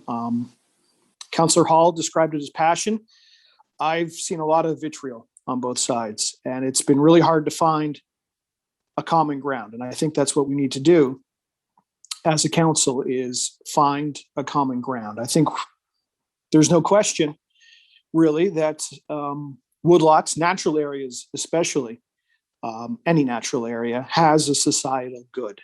And when it has a societal good, it needs to be a societal burden as well. And when you look at the responses inside the report that came back, it was clear that while we believe it's a societal good, we might not believe it's a societal burden. And I think a lot of residents and especially woodlot owners struggle with that idea that they're being asked to burden the weight and potentially not all of the benefits. So I think this goes more towards the September 27th meeting, or perhaps the terms of reference, things that need to be decided.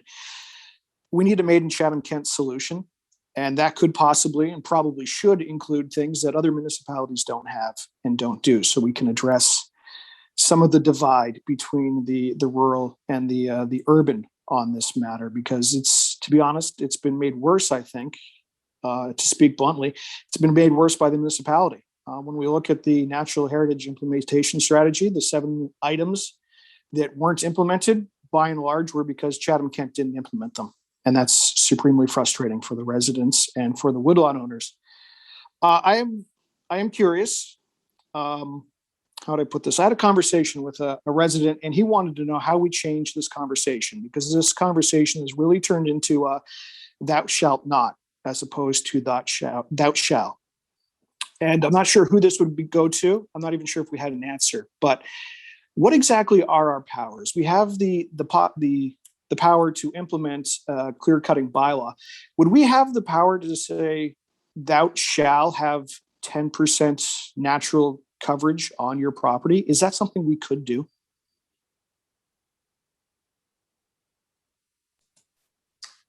Thank you, Your Worship. I'll maybe take the first. It's Bruce McAllister here.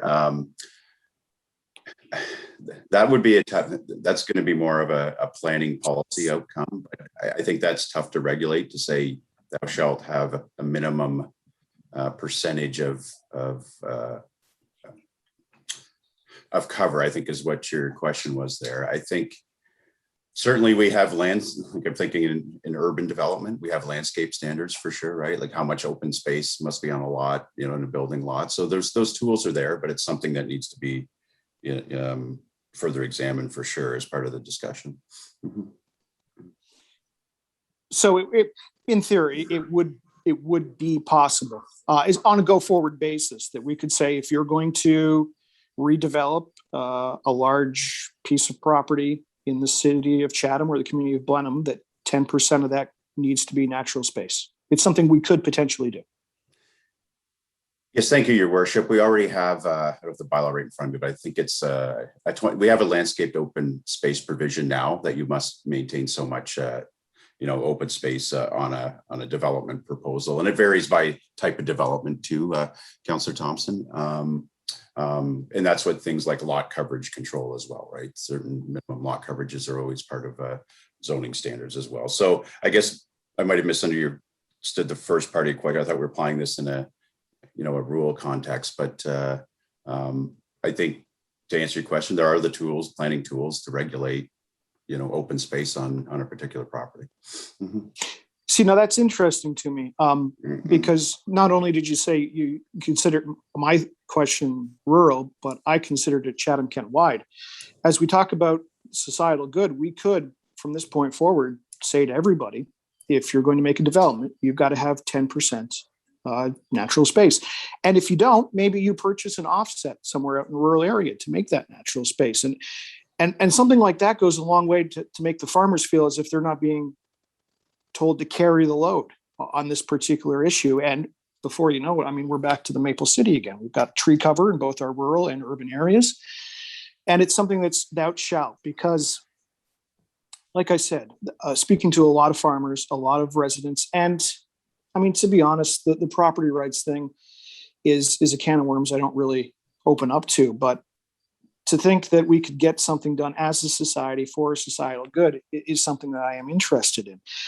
Because when I look at this, I ask myself, what are we trying to accomplish? The first part is clearly we're trying to accomplish some sort of cover, some sort of natural space. But the other one is that thou shalt not. And that rubs people the wrong way. And I understand why it would. I also understand why some would feel that we need to do that. I guess the only other thing I wanted to add is that if we're going to be fearless in our ideas like this, we need to be flawless in our execution. And to be honest, to be blunt, I don't think we've been flawless in our execution. That was why I voted against it when it came around the first time, because I knew the process was going to be unwieldy and difficult to manage and difficult to get perfect. And I don't think we did get it perfect. When when we talk about the process so far, I have never seen a report come back talking about the potential security flaws within a survey. Why did we decide to go that route?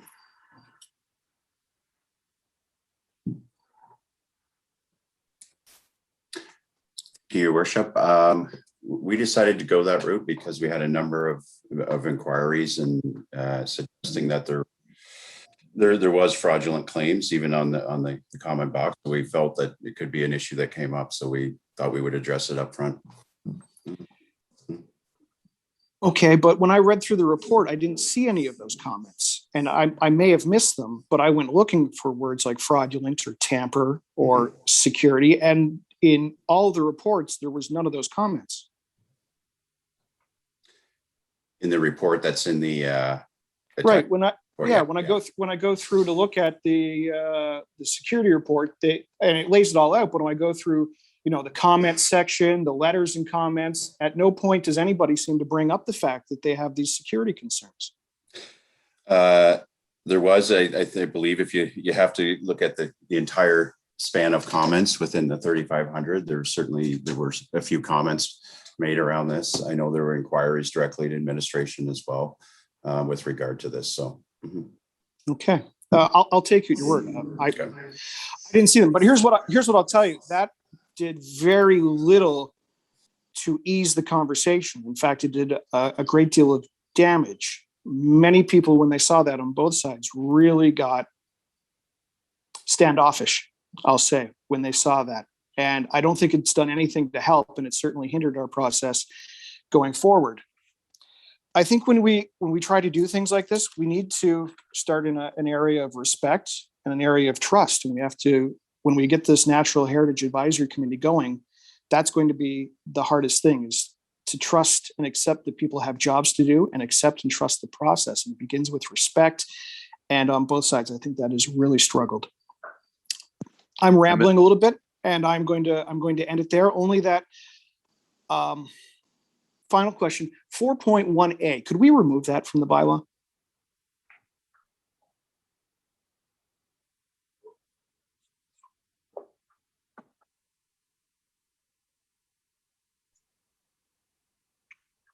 Mayor Caniff, it's David Taylor. Happy to speak to that. That is actually a requirement from Section 135 sub 12 of the Municipal Act. So Councillor Thompson, no, unfortunately, we cannot remove that from the bylaw. It's mandated per provincial law. Okay, thank you. Those are my questions. Mr. Shropshire wanted to comment. Can I pass over to you, Don? Thank you, Worship. It's been partly covered, but in answer to Councillor Thompson's concern, what we had received concerns from, I'll say, both sides of the debate, was that there had been some ballot stuffing from people that don't live in Chatham-Kent. They were trying to influence the scope of the discussions, and what the folks that did from Ethos was to help us ensure that the information coming before council, we were had some increased certainty as to the number of people that were responding were actually Chatham-Kent residents, because it's obviously that group that has the majority of the stake in this. But I know that our office received folks from people that were promoting the preservation of the woodlots, and also people that were promoting, say, the property rights issues. And both groups were concerned about people from outside of Chatham-Kent using the survey as a way to influence their opinion. But that was my experience with why we had to do the extra security checks. Thank you. Councillor Harrigan, followed by Councillor C. McGregor. Thank you, Mayor Caniff. My questions are really more related to where we are in the process today and where these recommendations are taking us. Because really the recommendations on the floor tonight don't bring us to any final decision around a bylaw, as we had heard people advocate or be opposed to in the deputations. And I think that's okay, because I think we are still in a process that is yet to continue to reach its conclusion. But I do have some questions related to that. The first one through the mayor is to Bruce. Bruce, I just noticed, so there's a difference in the dates between recommendation 1 and 2. I'm assuming recommendation 1 is around, us trying to get the Natural Heritage Advisory Committee up and running, back in September when things get started again. In terms of the December date, is that data that the Lower Thames Conservation Authority could produce for us around tree coverage, is that kind of the missing piece outlining the timeline for that extension? Or are there other pieces of data that council might expect between now and the end of the year, the December 14th? Yes, thank you, Your Worship. So yeah, the first piece was before we started preparing in terms of references, to get council's recommendation on whether we even wanted to establish a committee of council.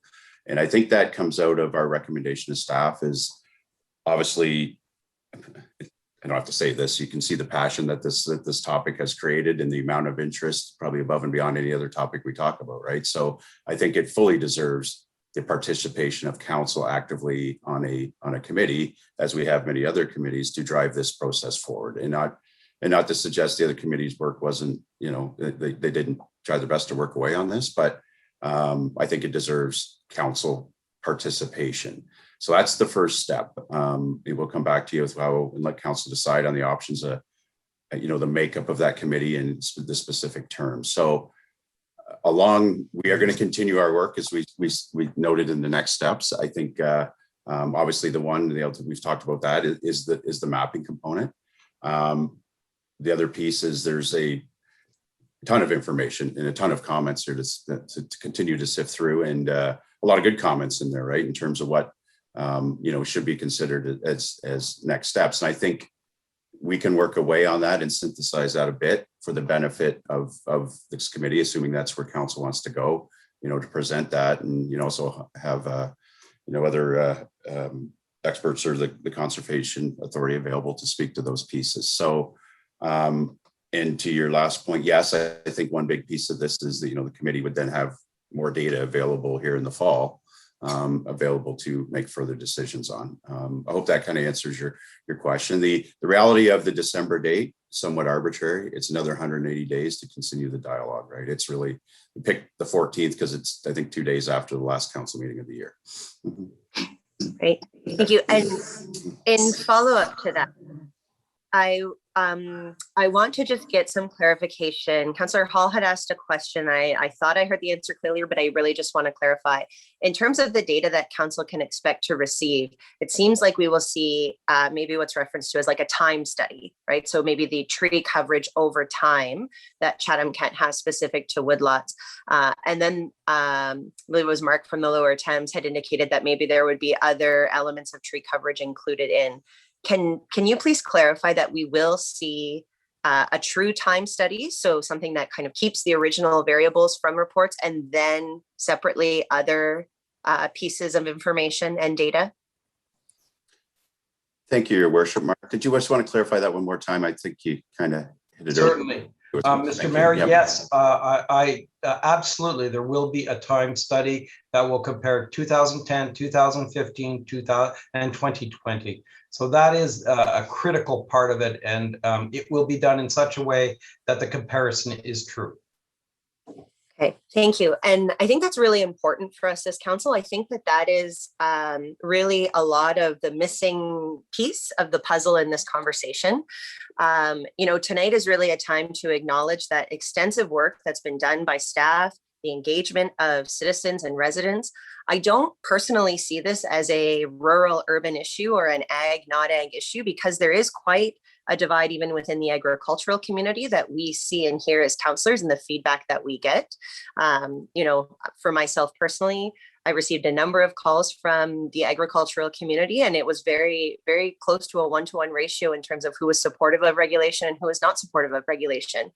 And allowing us to wait until we see this data and understand what sort of action and appetite members of the Heritage Committee or the Heritage Advisory Committee could bring forward really does demonstrate that as a council, we are willing to wait to make decisions that are long lasting in our community for all of the right pieces to come together. We don't want to have a knee-jerk reaction just because we said initially 180 days and here we are at the deadline if we don't have all the pieces of information. And I think, we've referenced as a council many times our commitment towards looking at what environment means as we grow as a community. So in our council priorities, in passing the climate state of emergency, and more recently, as we've moved towards land acknowledgements, we acknowledge that as colonizers on the land, we have collective responsibilities to our land and water. And that doesn't mean we all have to agree towards really strong regulation. But I do think it means that we owe it to ourselves to have all of the information as we go forward. And what that can look like for all of us as counselors could be very different. I know for me personally, I've learned a lot about the regulations around logging and maintaining woodlots and what that requirements are for woodlot owners. And I've also learned a lot about programs and incentive options that are out there already. I am interested to hear about more innovative and creative programs that could be a CK solution. And I think we can get there with the Natural Heritage Advisory Committee. But I don't think that it is possible for us to approve or accept recommendation number 1 and deny recommendation number 2 because we're already picking a side. I think we need to pass them both so that we can continue to safely have this conversation, which, as Councillor Hall pointed out in April, we need to have that protection to foster open dialogue. And if we don't have that, we are going to, see knee-jerk reactions within the community. So the regulation does protect us in having safe conversation. So the very least we can do is look closely at the data as it comes in, to take time to review the report. I appreciate that it came a week early, but it was quite an extensive amount of information. I think we all could read it 1 or 2 more times and still find new information within it. So when we think of the time in extending until the end of the year and what that means for forests today, forests tomorrow, the cost benefit, it's really there. I think we owe this to our community to take the time to do this right.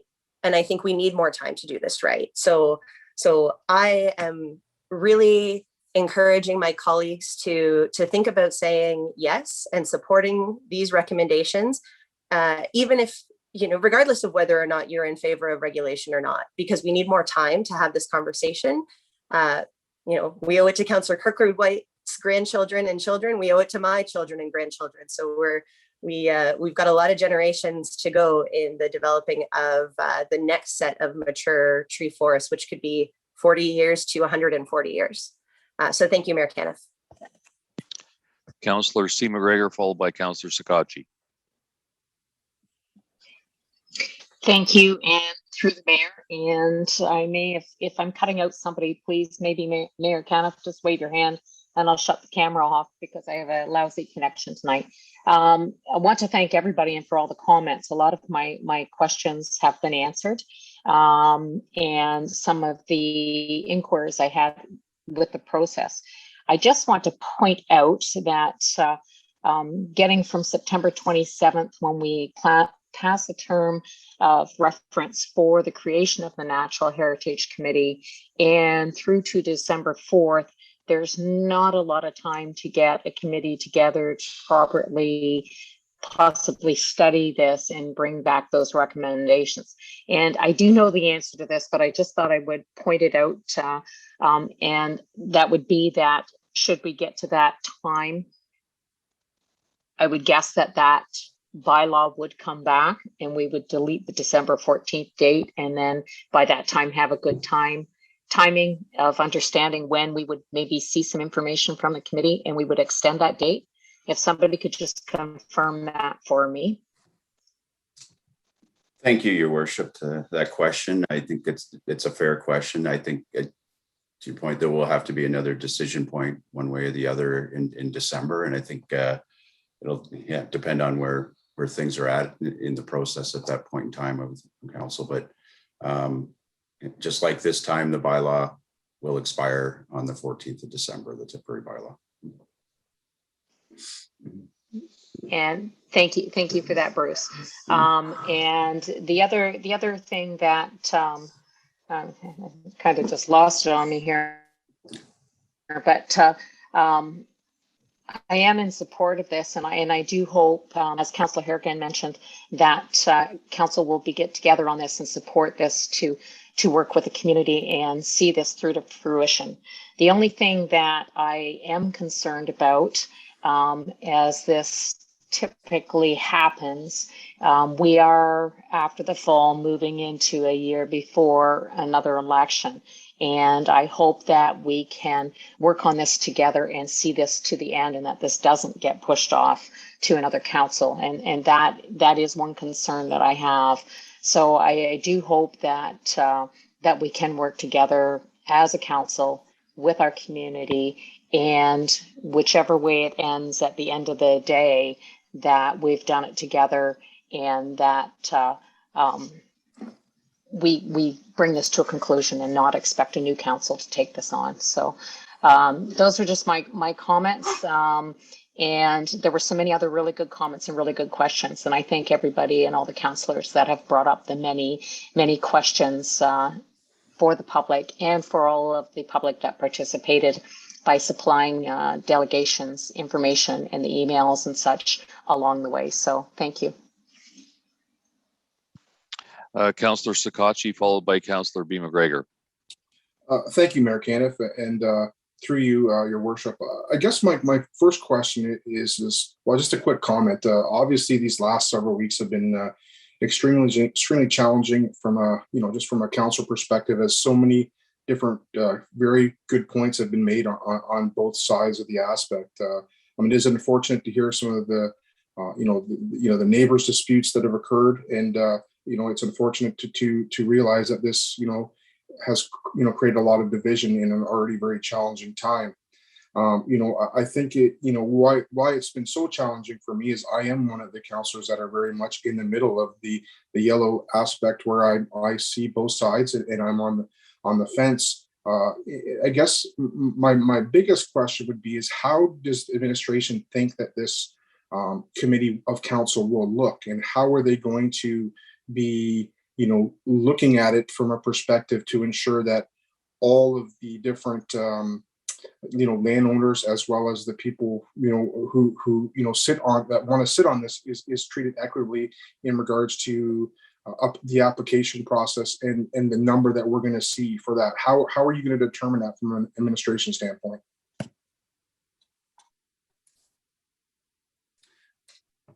Thank you, Your Worship. I think that's when we come back to council, I think we need to put options to council in terms of how you want to see this committee structured, right? Given the timing where we're at in this term of council, I think we have to give that some consideration. I think there's two ways to go, and I might ask our CEO to chime in here if he's got some thoughts as well. I think council could look at it from, at this point in time, does this topic actually, could it simply be a committee of the whole, and council drive this process through till the end of till the term of council, and decide on a committee in future council years that might be structured with input? And you could sit and hear input from the members of the community that way. I think that will be the quickest way to move this forward in terms of trying to deal with this issue in the next 4 months. If you choose to have a committee of just certain number of councillors and members of the public at large, it will take another probably month at least, if not more, to go up to the community and have applications come in and vetted as to who is on the application. So I leave that with council. I don't know, Don, if you have any further thoughts on this at all. Sure. Thank you. Through the mayor, that was the suggestion of a committee of council was something I proposed to discuss this morning with the mayor and Bruce and Gabriel. To me, this is, as several of you have said tonight, a critically important piece for this community. And I think that everybody has a huge stake. As Councillor C. McGregor was talking about, we're making some long-term decisions, and I think all of council needs to be involved, or I think ideally would be involved in that shaping that decision. And I think it's going to get us there faster. In the long term, I think we could look for the next term of council to have a different type of terms of reference where you could actually engage people from the community as well. But I think right now there'd be a big advantage of having council wrap their arms around this and bring it to fruition before this term of council is finished, and then to be able to have a strong foundation to go forward in the future. And that might involve, or I would expect that would involve members of the community as well to step up. If it is a committee of council, I don't think there would be anything preventing. In fact, we'd want to be encouraging additional feedback from the community. It's not just going to be council independently making the decision. We could still look for additional information, as Councillor Harrigan's talked about earlier this evening. So happy to discuss that further, but I think we actually need some time to actually draft the terms of reference, and that's what's before you this evening as the first recommendation. Thank you. Thank you, Mr. Shropshire. And that comment was duly noted at the end, just because, as Councillor Harrigan indicated, I myself have been, obviously with other councillors have been touched base from a lot of the farming community, agriculture community, and it is very, split in regards to there's many advocating for regulation, and there's many advocating for status quo and the implementation strategy. So I just want to make sure that from that perspective that we have a joint effort, and I think that Councillor Thompson said it adamantly is just because there's stuff around us. I think that it's very possible for us to have a made in CK solution that would benefit our whole community. One of the main reasons why I supported the temporary bylaw is from the data perspective. And this question is going to go to the Lower Thames, the gentleman of the Lower Thames Conservation Authority. So the mapping component that you said would be be finished in October.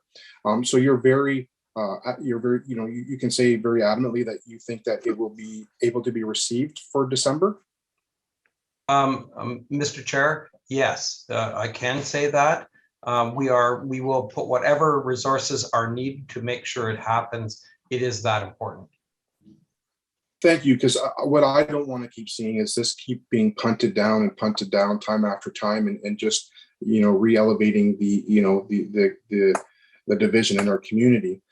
So when it comes back and the report to council, is there going to be any type of recommendations or conclusions that are based on either your board or your perspective from a conservation aspect, or is it just going to be the mapping? Here it is. Through your worship, Mr. Mayor, our intent is to provide the facts to the municipality. The authority will remain neutral with regards to opinions, because many of the opinions that people have expressed have monetary implications that a council should be looking at, and not a conservation authority. That's our understanding. We do support natural heritage and the expansion of natural heritage, but we do understand the role of council in making financial decisions for a community, and therefore we will be very careful to stay with the facts. Thank you, Mr. Peacock. So I guess my last question to you would be then, so Councillor Oche had indicated some questions about, the amount of increased tree coverage, but not being fully matured canopy. So is there like a formulated approach that you take in regards to new tree coverage compared to old Carolinian forests, in regards to how much you have to plant to basically be equal to what has been removed? Is that something that you guys will come back to us with, or is it just going to be what is what is there is kind of the mapping outlook? Mayor Caniff, this is Randall Van Wagner speaking on behalf of Mark Peacock. To answer your question, Councillor Sakachi, we can provide that information when we come back to council. Typically, I think Mark commented that we plant about 100 acres per year. That's an average. And when it comes to aerial photography analysis, those seedlings take anywhere to 5 to 10 years to show up on those aerial photos. So there is a bit of lag time there. Okay, thank you very much, Randall. I appreciate that. My comments are almost done. I do appreciate the floor. So one quick question to Mr. McAllister. Bruce, how difficult is it for our current residents in the municipality to sever wood lots from existing lands? Let's say if there's no, actual, right away or easement to them, is it a challenge for folks in the municipality to sever current wood lots if that's something that they would want to do for sale? And like, is it costly as well? Well, I'll take sorry, Your Worship. This is something that probably needs to be revisited. So the other part of this whole piece in mapping, I think is important for the community to understand. We're talking about looking at our tree cover and heritage just changed over the last few years. We need to fundamentally update our mapping for future planning purposes when we do our new official plan as well, right? And to your point, in the past, a policy like that was proposed but not supported. So if you want to sever a woodlot in an agricultural area, technically, if it's, let's say it's a 4-acre woodlot, the policy around that currently reads that in an agricultural area, the farms must be a minimum of 50 acres, with some exceptions that we can evaluate. The one exception we have, we might have varied it a few times where it's a little less than that, just from a common sense perspective, but we have varied that if there's been a couple of cases where the woodlot is immediately being conveyed to some organization like the Lower Thames Conservation Authority for ultimate protection, right? It's out of private hands, it's into public ownership. So we have supported those in a couple of cases where it's been like a 25-acre woodlot or a wetland feature that, there's been a significant investment and the authority wants to, take it on and manage it. So sorry, planning I still struggle with a little bit. So would that be a provincial policy statement or is that a municipal driven policy? So that is, in the past, it was proposed by the municipality in previous versions of the official plan, but it wasn't supported through provincial policy, and therefore the province who approves the plan did not support that type of a policy. What about now, though? Is there been any changes now that you can go back to look at to see if that's something that? I would say in the latest version of the provincial policy statement, the 2020 version, there's certainly enhanced policies around natural heritage protection. So I think you could make that argument again, but there's ultimately the approval authority on that type of a policy. Yeah. Okay, so I guess just going to wrap up with my comments now. I think that it's extremely important that we come up with an innovation with some different strategies to do this. The one challenging aspect of this is that the agriculture community has the largest stake in the game, so to speak. This is a very costly endeavor, and I think it's extremely important that we work with them through this and not just tell them what has to. Because to be honest with everybody here, we need their cooperation as much as ever. Most of with some of the funding that was received to the Lower Thames, I was able to join Randall on several different tours and see different properties. And the majority of these properties that are all being, rejuvenated for the wildlife is on agricultural land. So we need to utilize this as a partnership. So my hope is that during number one, that we can really bring them to the table and have a collaborative approach. And my last comment to Mr. McAllister is that obviously as a municipality, we have to lead by example. And I know Mr. Kelly had sent some locally owned woodlots to the municipality. So what happens, there's a lot of exemptions, which the agriculture community doesn't have many. What happens for a woodlot with the municipality? I guess the one I can think of that's top of my head is like the Bloomfield Park. What happens if we decide that we want to develop that further and there's that woodlot section in there? Does that exceed the current bylaw regulation in regards to size?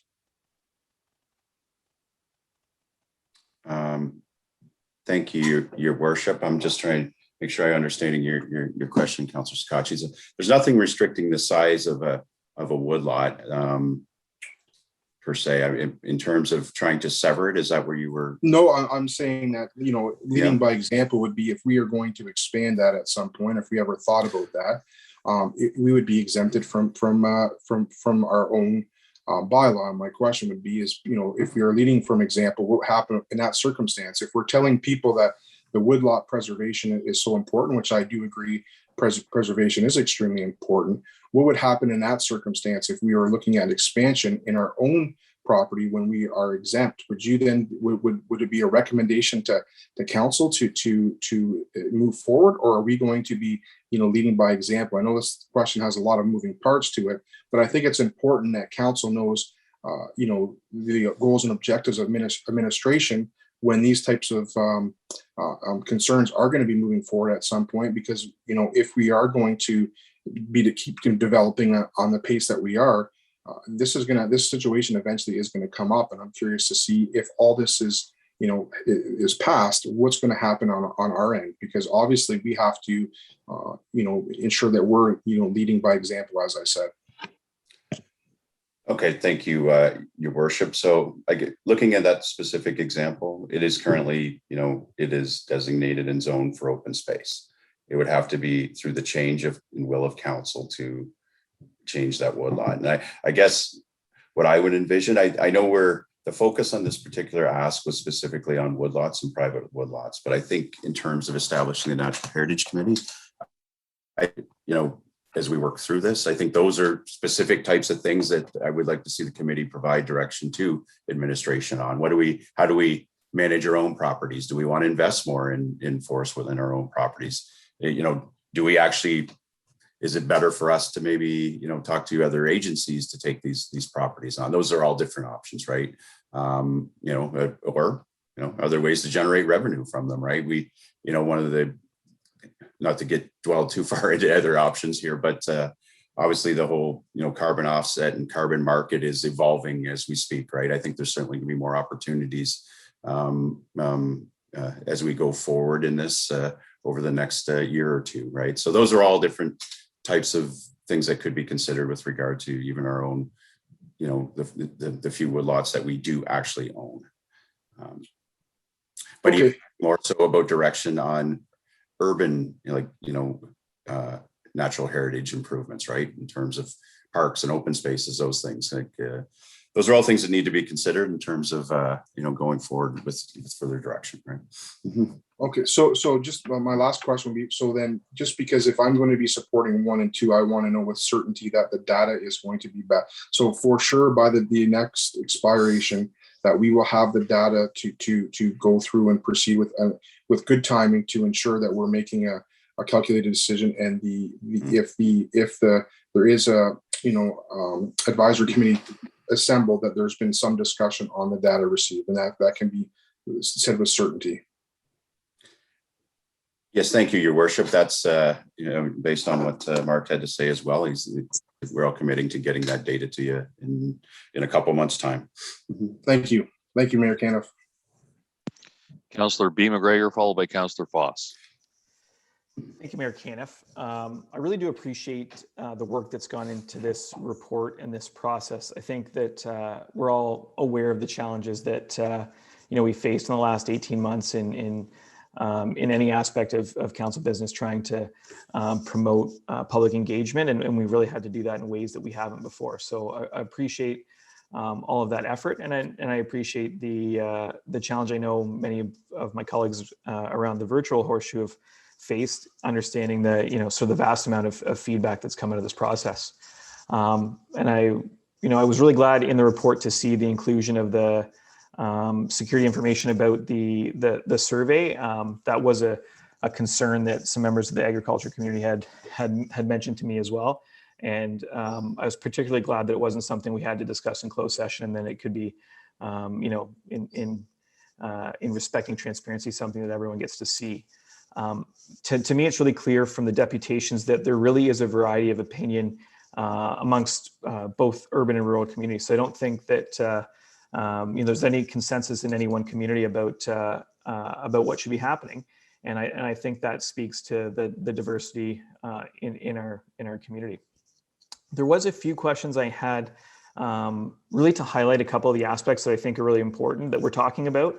Had the chance, obviously, to speak to a lot of people on the phone and review all the comments, and also to do some site visits. So I went out to East Kent along with Councillor Crew and spoke to some some landowners and visited some woodlots and some farm operations, and was able to listen to some of those concerns. And I think it's important that they really try and focus on what this process is about, and really, what's really spelled out in the report. I think it's helpful to discuss it in a way that highlights some of those key themes that I heard come up. So these questions might be for Gabe or might be for Bruce, but I just wanted to confirm that as is written, a bylaw doesn't restrict a farm operation from maintaining their property, removing problematic trees, taking out new growth that might be encroaching into an existing field, or cleaning their drains, or doing those things that they need to do to get on with their business. Is that correct?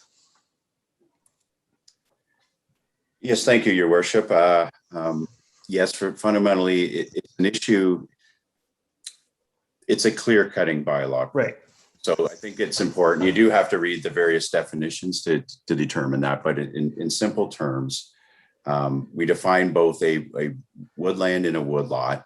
Yeah. Meaning, I'll keep this simple, anything greater than 0.2 hectares or half an acre. So right. It's a woodland.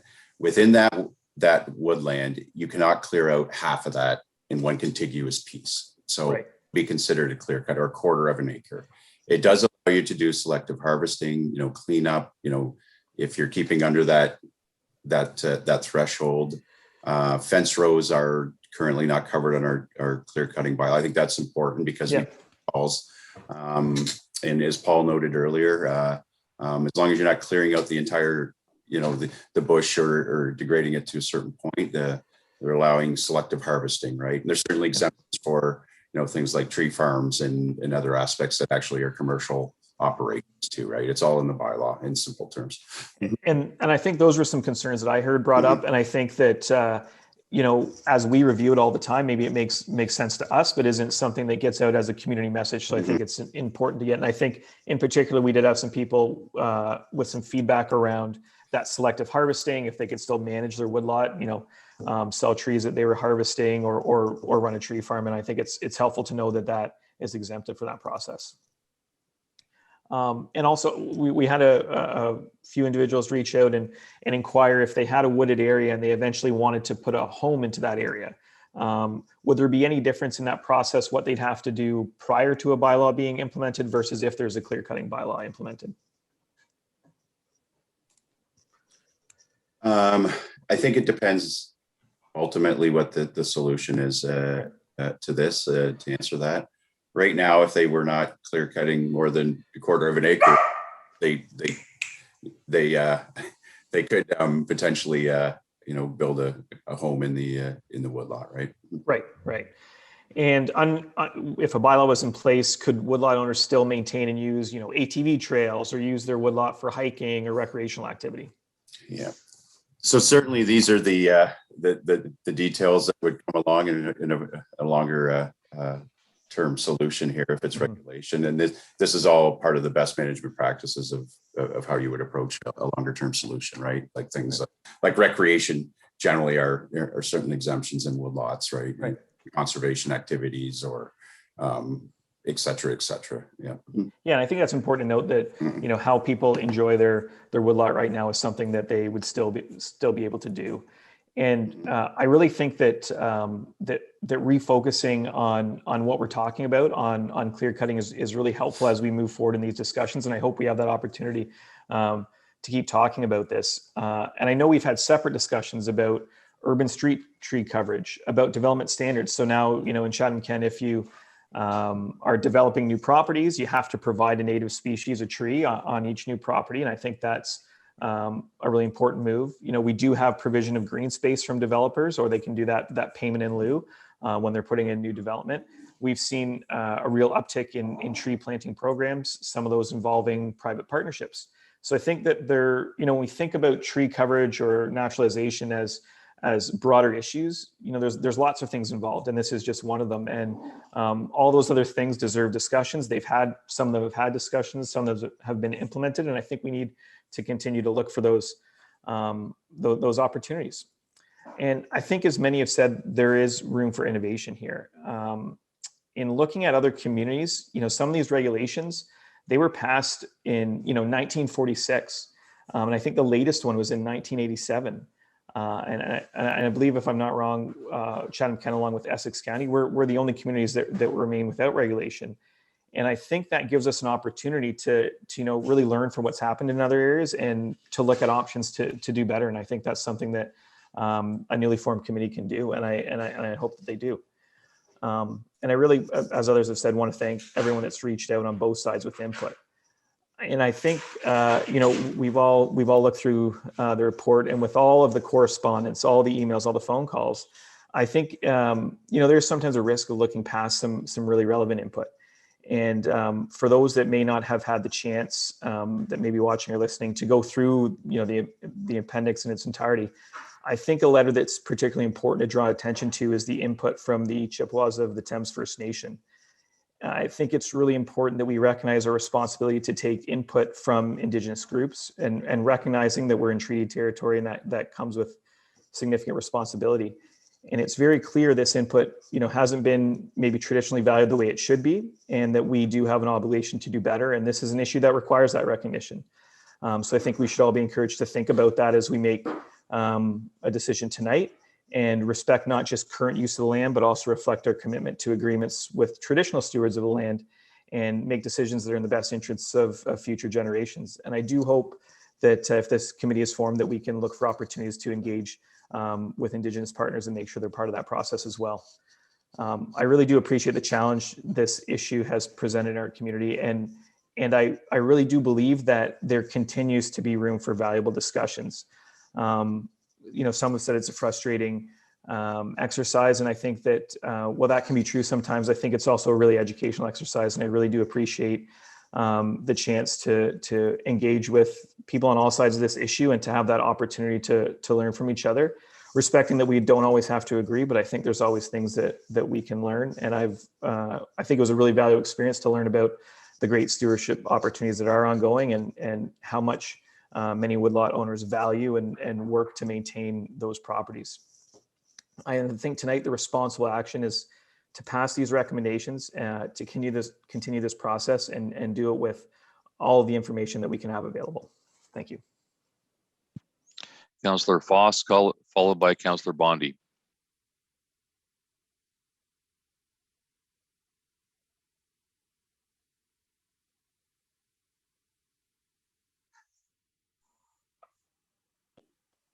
Sorry about that. I had trouble getting my mute off. Thank you, Mayor Caniff. I guess what I'd like to know, and I'm going to direct it to Mark Peacock, and I'm sure that the Conservation Authority has had lots of interaction with the farming community. And I would just like to ask his opinion as to whether the farming community, for the most part, were good stewards of the Mr. Mayor, members of council, the farming community are excellent stewards of the land. There are some individuals that are removing woodlots, but on the whole, the farming community is responsible and works with conservation authorities and the environment in a very responsible way. And I'm on the St. Clair Conservation Authority, and I find that as well. I guess with the bylaw, it sort of tells me that we're penalizing all of the good farmers for the few that are abusing that privilege. So I think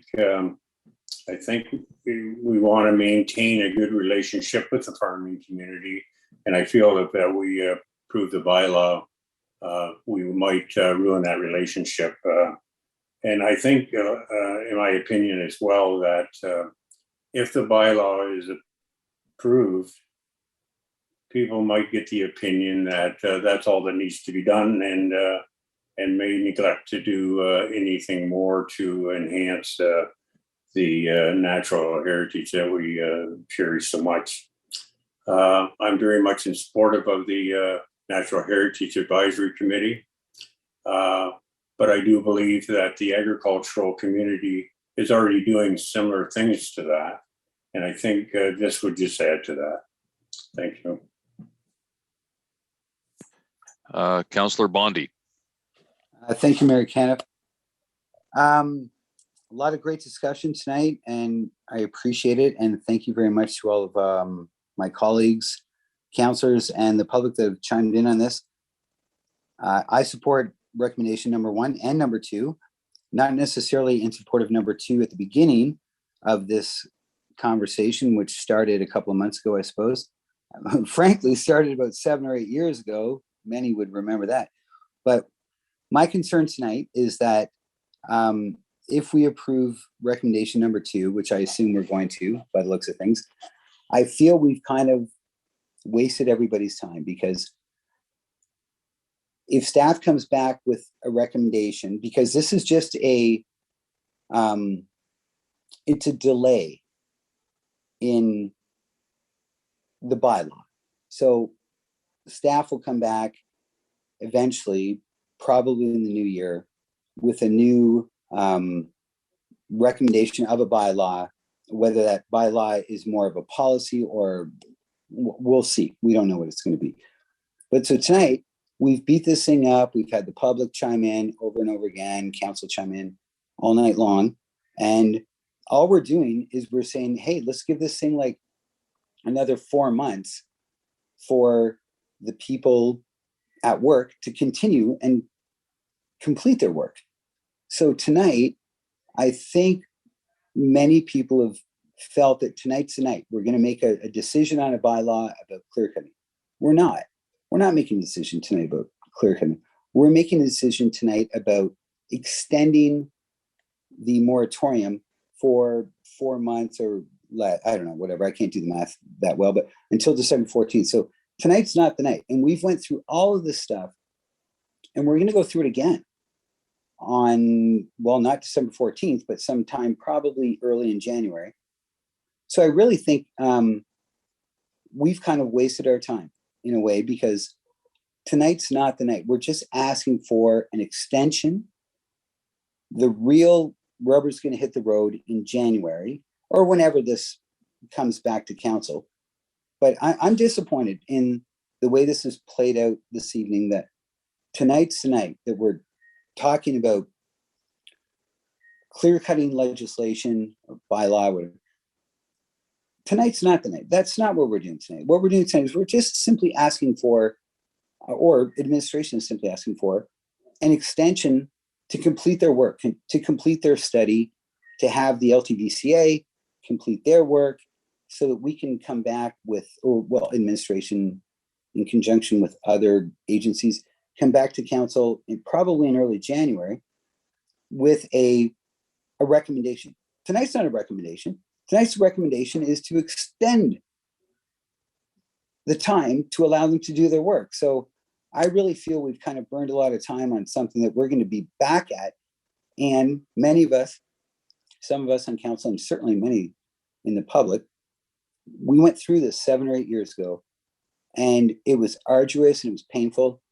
And now we're just doing it, like now it's a 2.0. So we'll do it again in a couple of months. So again, I'm frankly disappointed that as a municipality, we didn't, express to the public that tonight's not the night. We're asking for an extension, not a decision. So that's my comment. And I thank you for your time, Mayor Ken. All right. I'll pass over to Mr. Shropshire for comment there, and then I'll go to Councillor Hall for final comments. Thank you, Worship. It really just speaks to what Councillor Bondi was just talking about. Administration did speak to this issue when this was first raised, when council gave us the direction to go and investigate what type of incentives would be available, or how we could shape an incentive program to try and encourage the production of more woodlots or saving woodlots. Mr. McAllister at that time did say that we would likely be hard pressed to try and present something by the end of August. And there was an acknowledgement at that time that the counting of the woodlot being done by the Lower Thames Valley Conservation Authority had not been completed. And until that information was in hand, it would be premature to try and make a recommendation. So in fairness, I think that the team did share that with council up front. I appreciate that also there's a lot of passion tied up in the community that they wanted to speak up and deal with this, but we did try and get very clear messaging out to the community in advance of what we normally do to make sure people were aware of it. So I think that's something that's important for the group to realize, and we'll be very pleased to come back to council with a recommendation when all of that information is in hand. Thank you, Your Worship. And through you, Mayor Kenneth, Don, thank you very much. I appreciate that. And I understand that administration, the LTVCA, the stakeholders, there's many of them, of course, have done an awful lot of work and have spent an awful lot of time, preparing for this. This is a very important issue to many. My disappointment rests in that perhaps we, as in an administration, as a municipality, could have maybe put it off a little bit and said, hey, we're not ready. So rather than, I stand to be corrected. Perhaps this was when it was necessary that it does come back to council, but I just feel we did this, and tonight's not the night. We're not making a hard decision. I had to explain it to a lot of people that called me and said, hey, are you up or down on this one? Yes or no? It's like, well, there is no yes or no. This is simply an extension of a study. That's it. So we've got all these deputations, these endless emails, phone calls. And tonight's, we're not deciding on a woodlot bylaw tonight.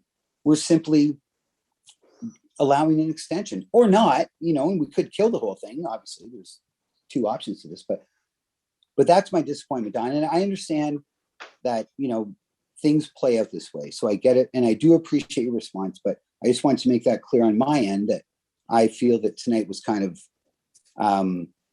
slightly misleading to many, like myself. The lead up to this, I've seen, August 23rd is going to be D-Day. That's going to be when we're going to make the decision on, and it's not. It's simply an extension.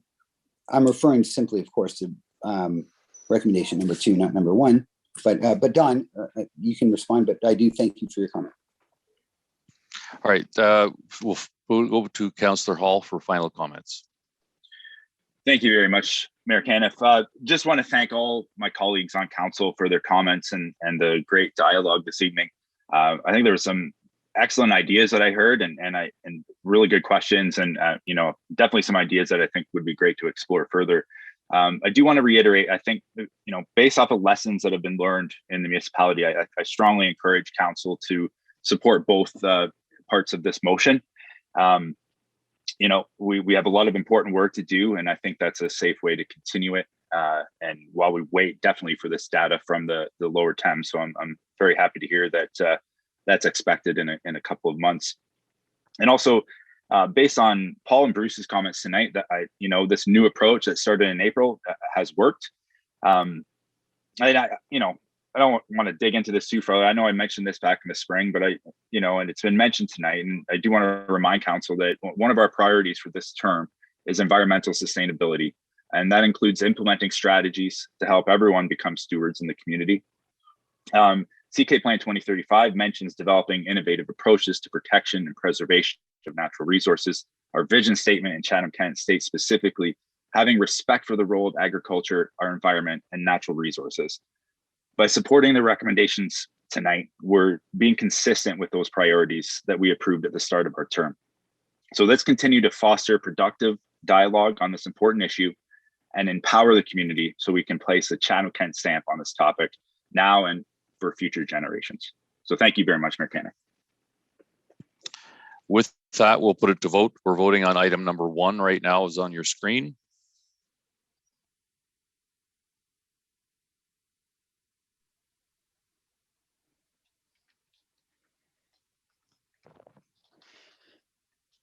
All votes are in. Motion passes 18-0.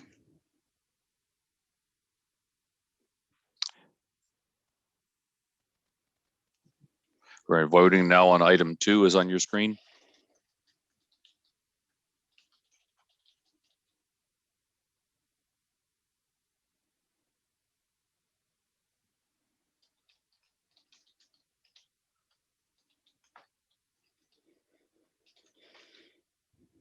Council, all votes are in. Motion passes 11-7.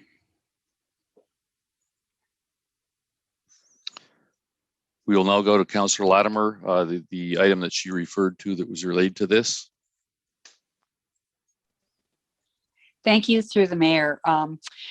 I continue to be unsure whether implementing a woodlot bylaw would decrease or eliminate the opportunists or the 2% of landowners that, by the way, on both sides of the fence agree this is the concern, the people that come in and clear cut clearly for profit.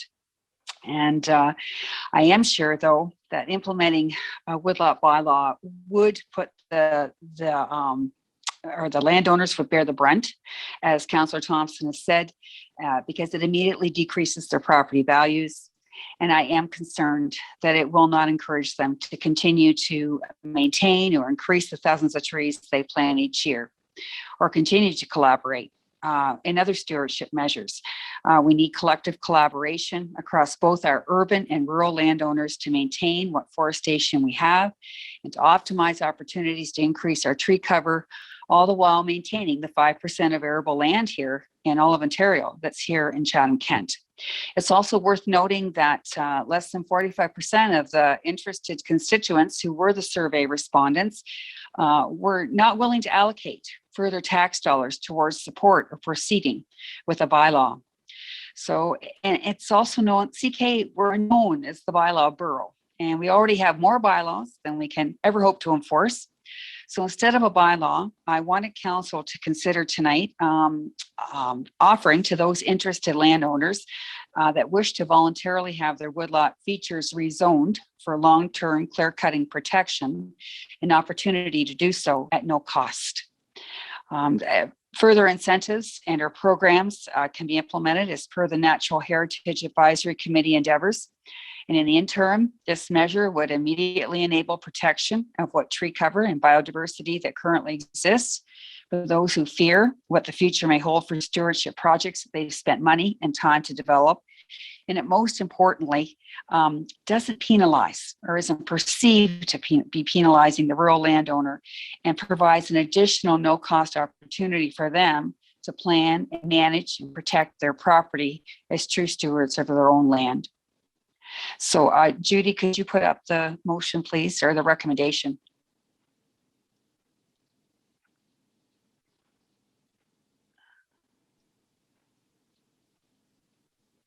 So I guess I'm asking for a secondary. I think I have one.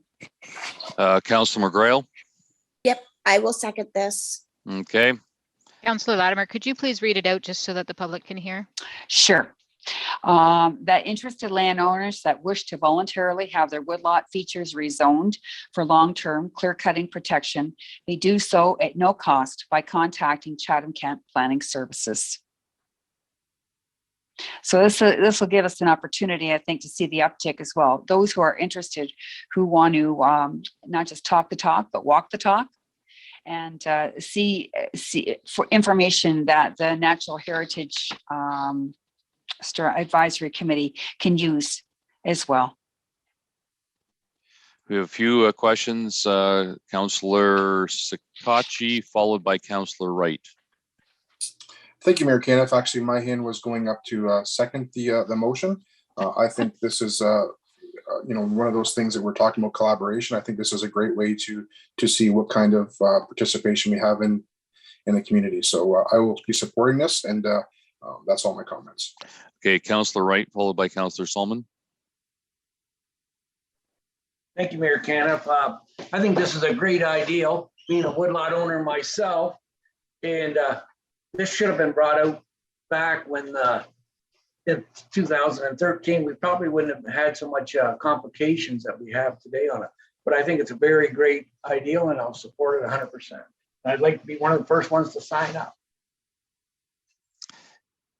Councillor Solomon, followed by Councillor Harrigan. Thank you, Worship. It may or may not be a great idea, but having received it at 8:37 on Monday evening, I think it's inappropriate to make a decision on it this time, and I move that it be deferred until September 27th meeting.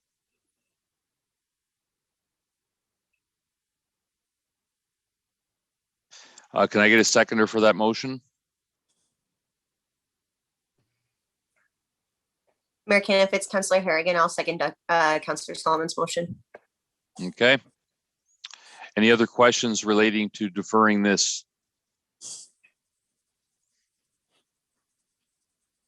So seeing no other questions on that, once we get up on the screen, we'll vote on the deferral.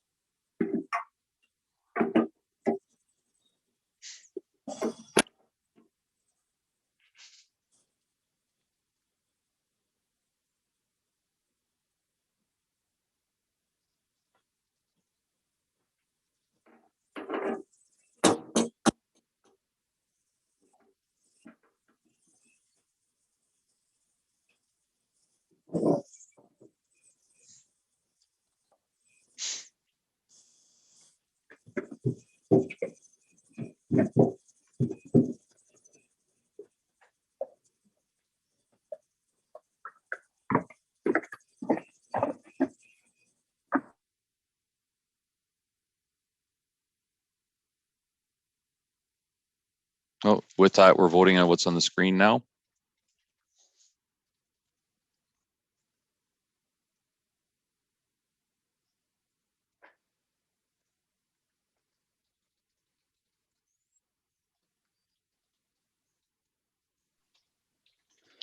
Waiting for one more counselor, please.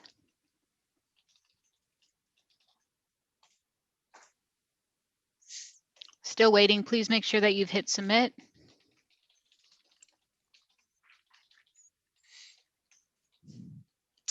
Okay, motion passes 10-7.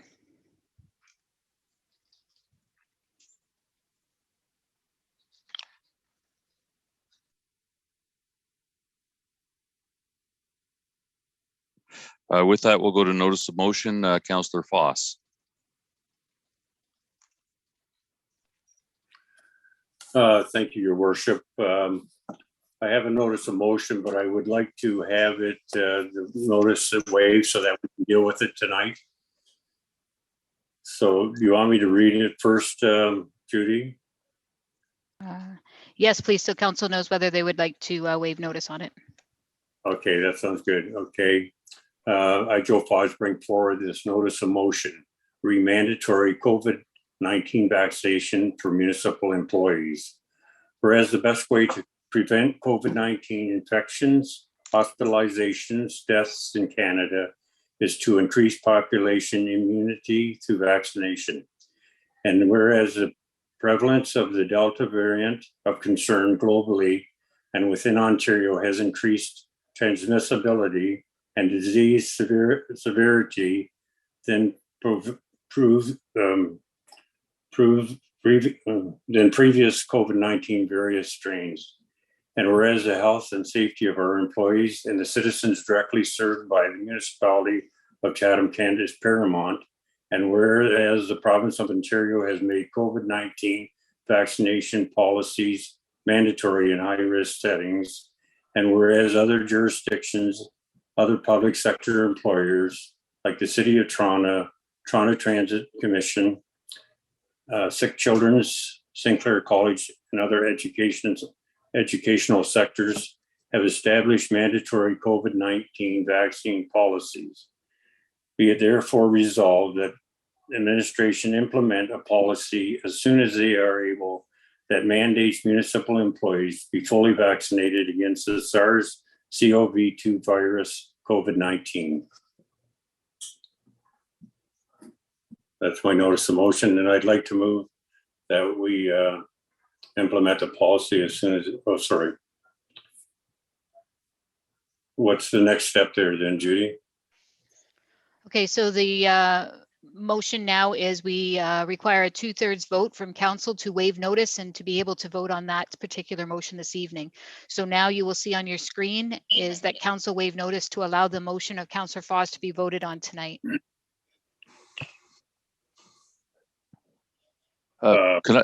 Sorry as well, could I just go ahead, Councillor Foss, and I would like to have Mr. Taylor discuss just if there's any implications from a legal perspective and whether we need to go in camera to discuss that. So Councillor Foss. Okay, I guess there's a bit of an urgency in doing this. We're far behind most municipalities in Ontario that have already mandated a similar policy, and it's prudent that we do it as well. And it's for the safety of our employees plus the people they serve. And time is marching on, and the variance is increasing, and we need to sort of get ahead of that if we can. That's okay. Can I get it first before we have Mr. Taylor comment? Can we get a seconder for that? I'll second it, Mayor Caniff. It's Councillor McGregor.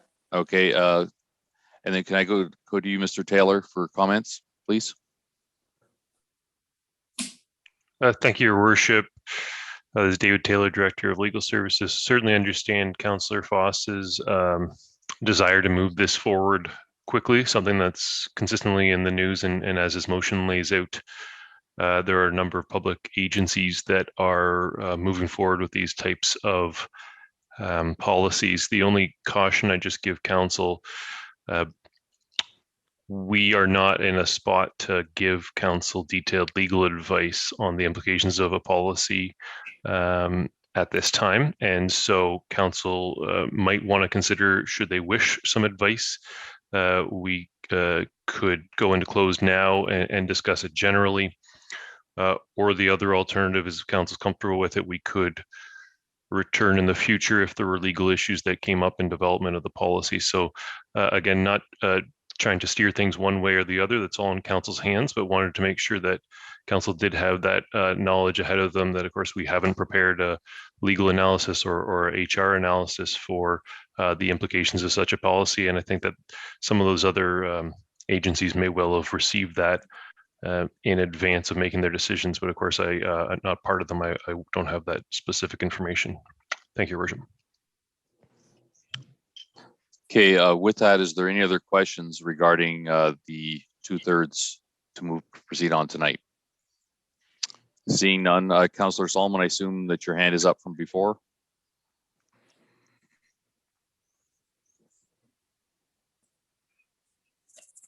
That's correct. I thought I moved it down. Okay. All right. With that, we'll put this to vote.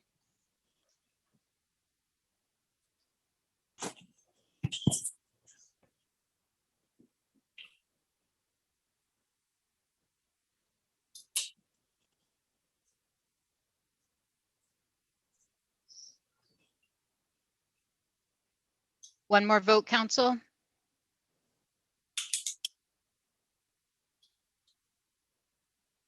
There we go. All votes are in and motion fails 9-9.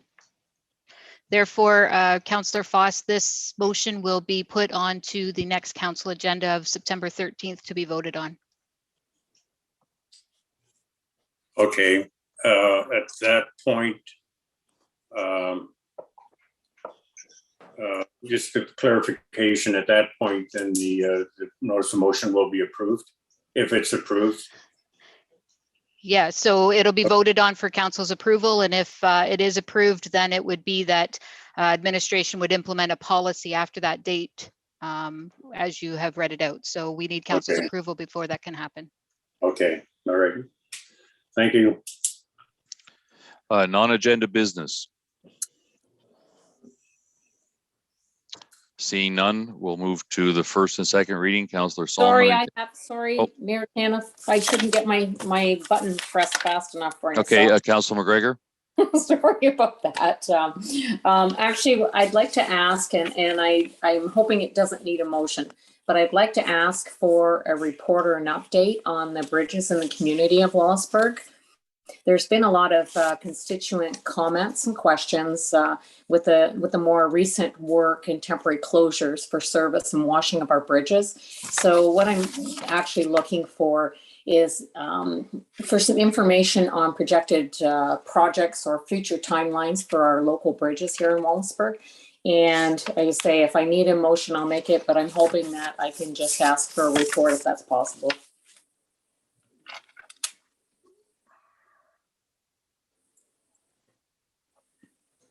Maybe to count to, I don't know if that's possible through Judy, or maybe to Thomas. Mr. Mayor, it's Thomas Kelly. That'll be fine. We'd be glad to do that if that would be helpful to you. That would be wonderful. Greatly appreciated. Okay, we'll try to get that done as soon as possible and get. Thank you. I think it'd be easier just to answer many questions from people within the community if we have a report in front of us and can explain to them the ups and downs of maintaining our bridges within the community of Wallaceburg. Thank you. Okay, you're welcome. Councillor Bondi. Thank you, Mayor Kenneth. If Thomas, in that same update, if you could include the status of the bridges in Chatham, the one and only major bridge in downtown Chatham that everybody's concerned about, the 3rd Street Bridge. It appears to be on time, but if you could update with your report to Councillor McGregor, that would be great. Thank you, Mr. Mayor. We'd be glad to do that as well. And just a reminder to all the council and also all of the public, on our website, we do have a construction index, and any active construction that's going on within Chatham-Kent, we provide a very short summary there. We update that index every Friday if there's been any changes in timing, but happy to add that to that report as well. Through you, Mayor Kenneth. Thank you very much, Thomas. You're welcome. Okay, we'll move to the reading of the bylaws. First and second reading, Councillor Solomon, Councillor Pinsino. Move the first reading. And I'll second it, Your Worship. Anyone opposed? Motion carried. Reading of the third and final reading, Councillor Foss and Councillor Harrigan. First and second. Yeah, that's, I so move. And I will second. Anyone opposed? Motion carries. Resolution of council, Councillor C. McGregor, and I'll have Councillor Finn wrap it up tonight. Thank you. And through the mayor, I move that Chatham-Kent Council adjourn to its next meeting to be held on Monday, September 13th, 2021, and that Chatham-Kent Council authorize itself to meet in closed session on that day to discuss any matters permitted by the Municipal Act. And I will second that. Thank you, Amy. Is anyone opposed to that motion? Hearing none. Have a great night, everyone. Good night.